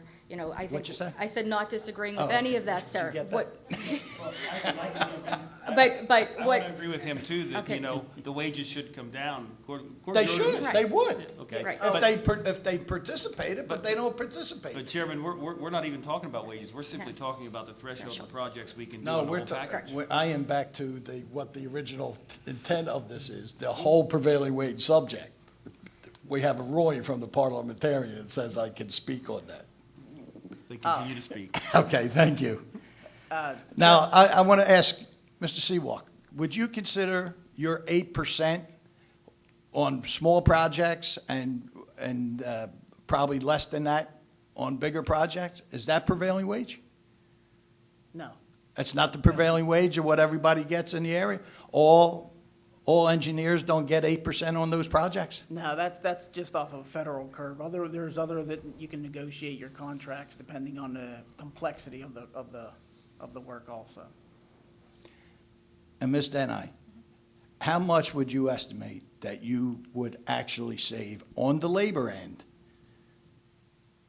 if, because everybody keeps saying 30%, 20%, and we keep saying 20% of the labor, nobody's going to do it for zero. So it's a small percentage of what the actual you could save on the direct labor costs are. Do you have any estimate of what the Johnstown could save? Not with me, I do not, sir. But what I do know is if we have the ability to give $5 back to a taxpayer, we have to at least investigate that. But we are providing a service by doing this. That's what we're doing. We're making sure Pennsylvania taxpayers get a decent rate, and we're making sure that public work projects have the best workers on it. And this is the law that does it. None of that we're contending. The only thing we're asking is that you consider raising the threshold. Or sending more money to the locals. Well, I'm not going to make enemies in this room saying that. But You don't want more money? I've been up there fighting for believe more me, money for you. I would love to have more money, but I also know that you guys are facing a lot of the same, issues that local municipalities are with legacy costs and pensions and existing debt, and we're all in the same boat. We are all in the same boat, And and I hopefully reckon- we can right. increase revenues and get out of this boat. Right. Thank you for your testimony. I don't need to be smart. Oh, but, hey, every now and again, you But got to that's, beat up on the but labor. I have to get that straight. Everybody keeps saying wages, but the wages are the same. I'm just trying to make that point Right, constantly. I think it's just the whole package in general. Okay, to well, be then very maybe we honest. should be looking And- at the and- engineering cost. Hey, I don't mind that either, but I think the package in general, that they don't, the average, a small firm of 5 to 10 guys that does excavating or does, small residential work, that they have a lot of equipment, but they don't have, Expertise. exactly. They're not going to have somebody that can walk through the bid packages with them. But it's not the wages of the workers that are driving that. It's their inability to fill out the forms. I wouldn't even call it inability. I'd say lack of resources. Yeah, there's a lot of things within the city that I could do, but I don't have the resources or the staff to be able to put towards that. Well, maybe we should be looking at how onerous putting that bid package together is. Hey, there's a lot smarter people than me that can come up with ways to reinvent government, but, in my little pot of the world, I know that it would help us greatly to be able to increase the threshold. Thank you. Thank both of you for your testimony. Thank you. Representative Truitt. Thank you, Mr. Chairman. This is a quick question, somewhat rhetorical, but in your engineering firm, does the state, when you do a project, require you to pay your engineers a certain amount of money per hour? No, they do not. Why would it be any different? Why do you think that is? I mean, why would we require that certain categories of workers be paid certain hourly rates and others not? I guess they consider us professionals to be able to negotiate our rates. But I don't know. But I mean, if you underpaid your engineers, what would happen? they'd leave. Yeah, okay, that's all I need to know. Thank you. Any other members? Again, I would like to thank you for your testimony. I'd like to thank the members of the committee, Chairman Keller. Thank you, Thank Mr. you. Chairman. Appreciate it. And have a great rest of the evening. I hate to say it, but I'll tell Chairman Scavello we didn't miss him that much. Is that Maybe nobody will notice he's not here. Maybe they'll think I'm him.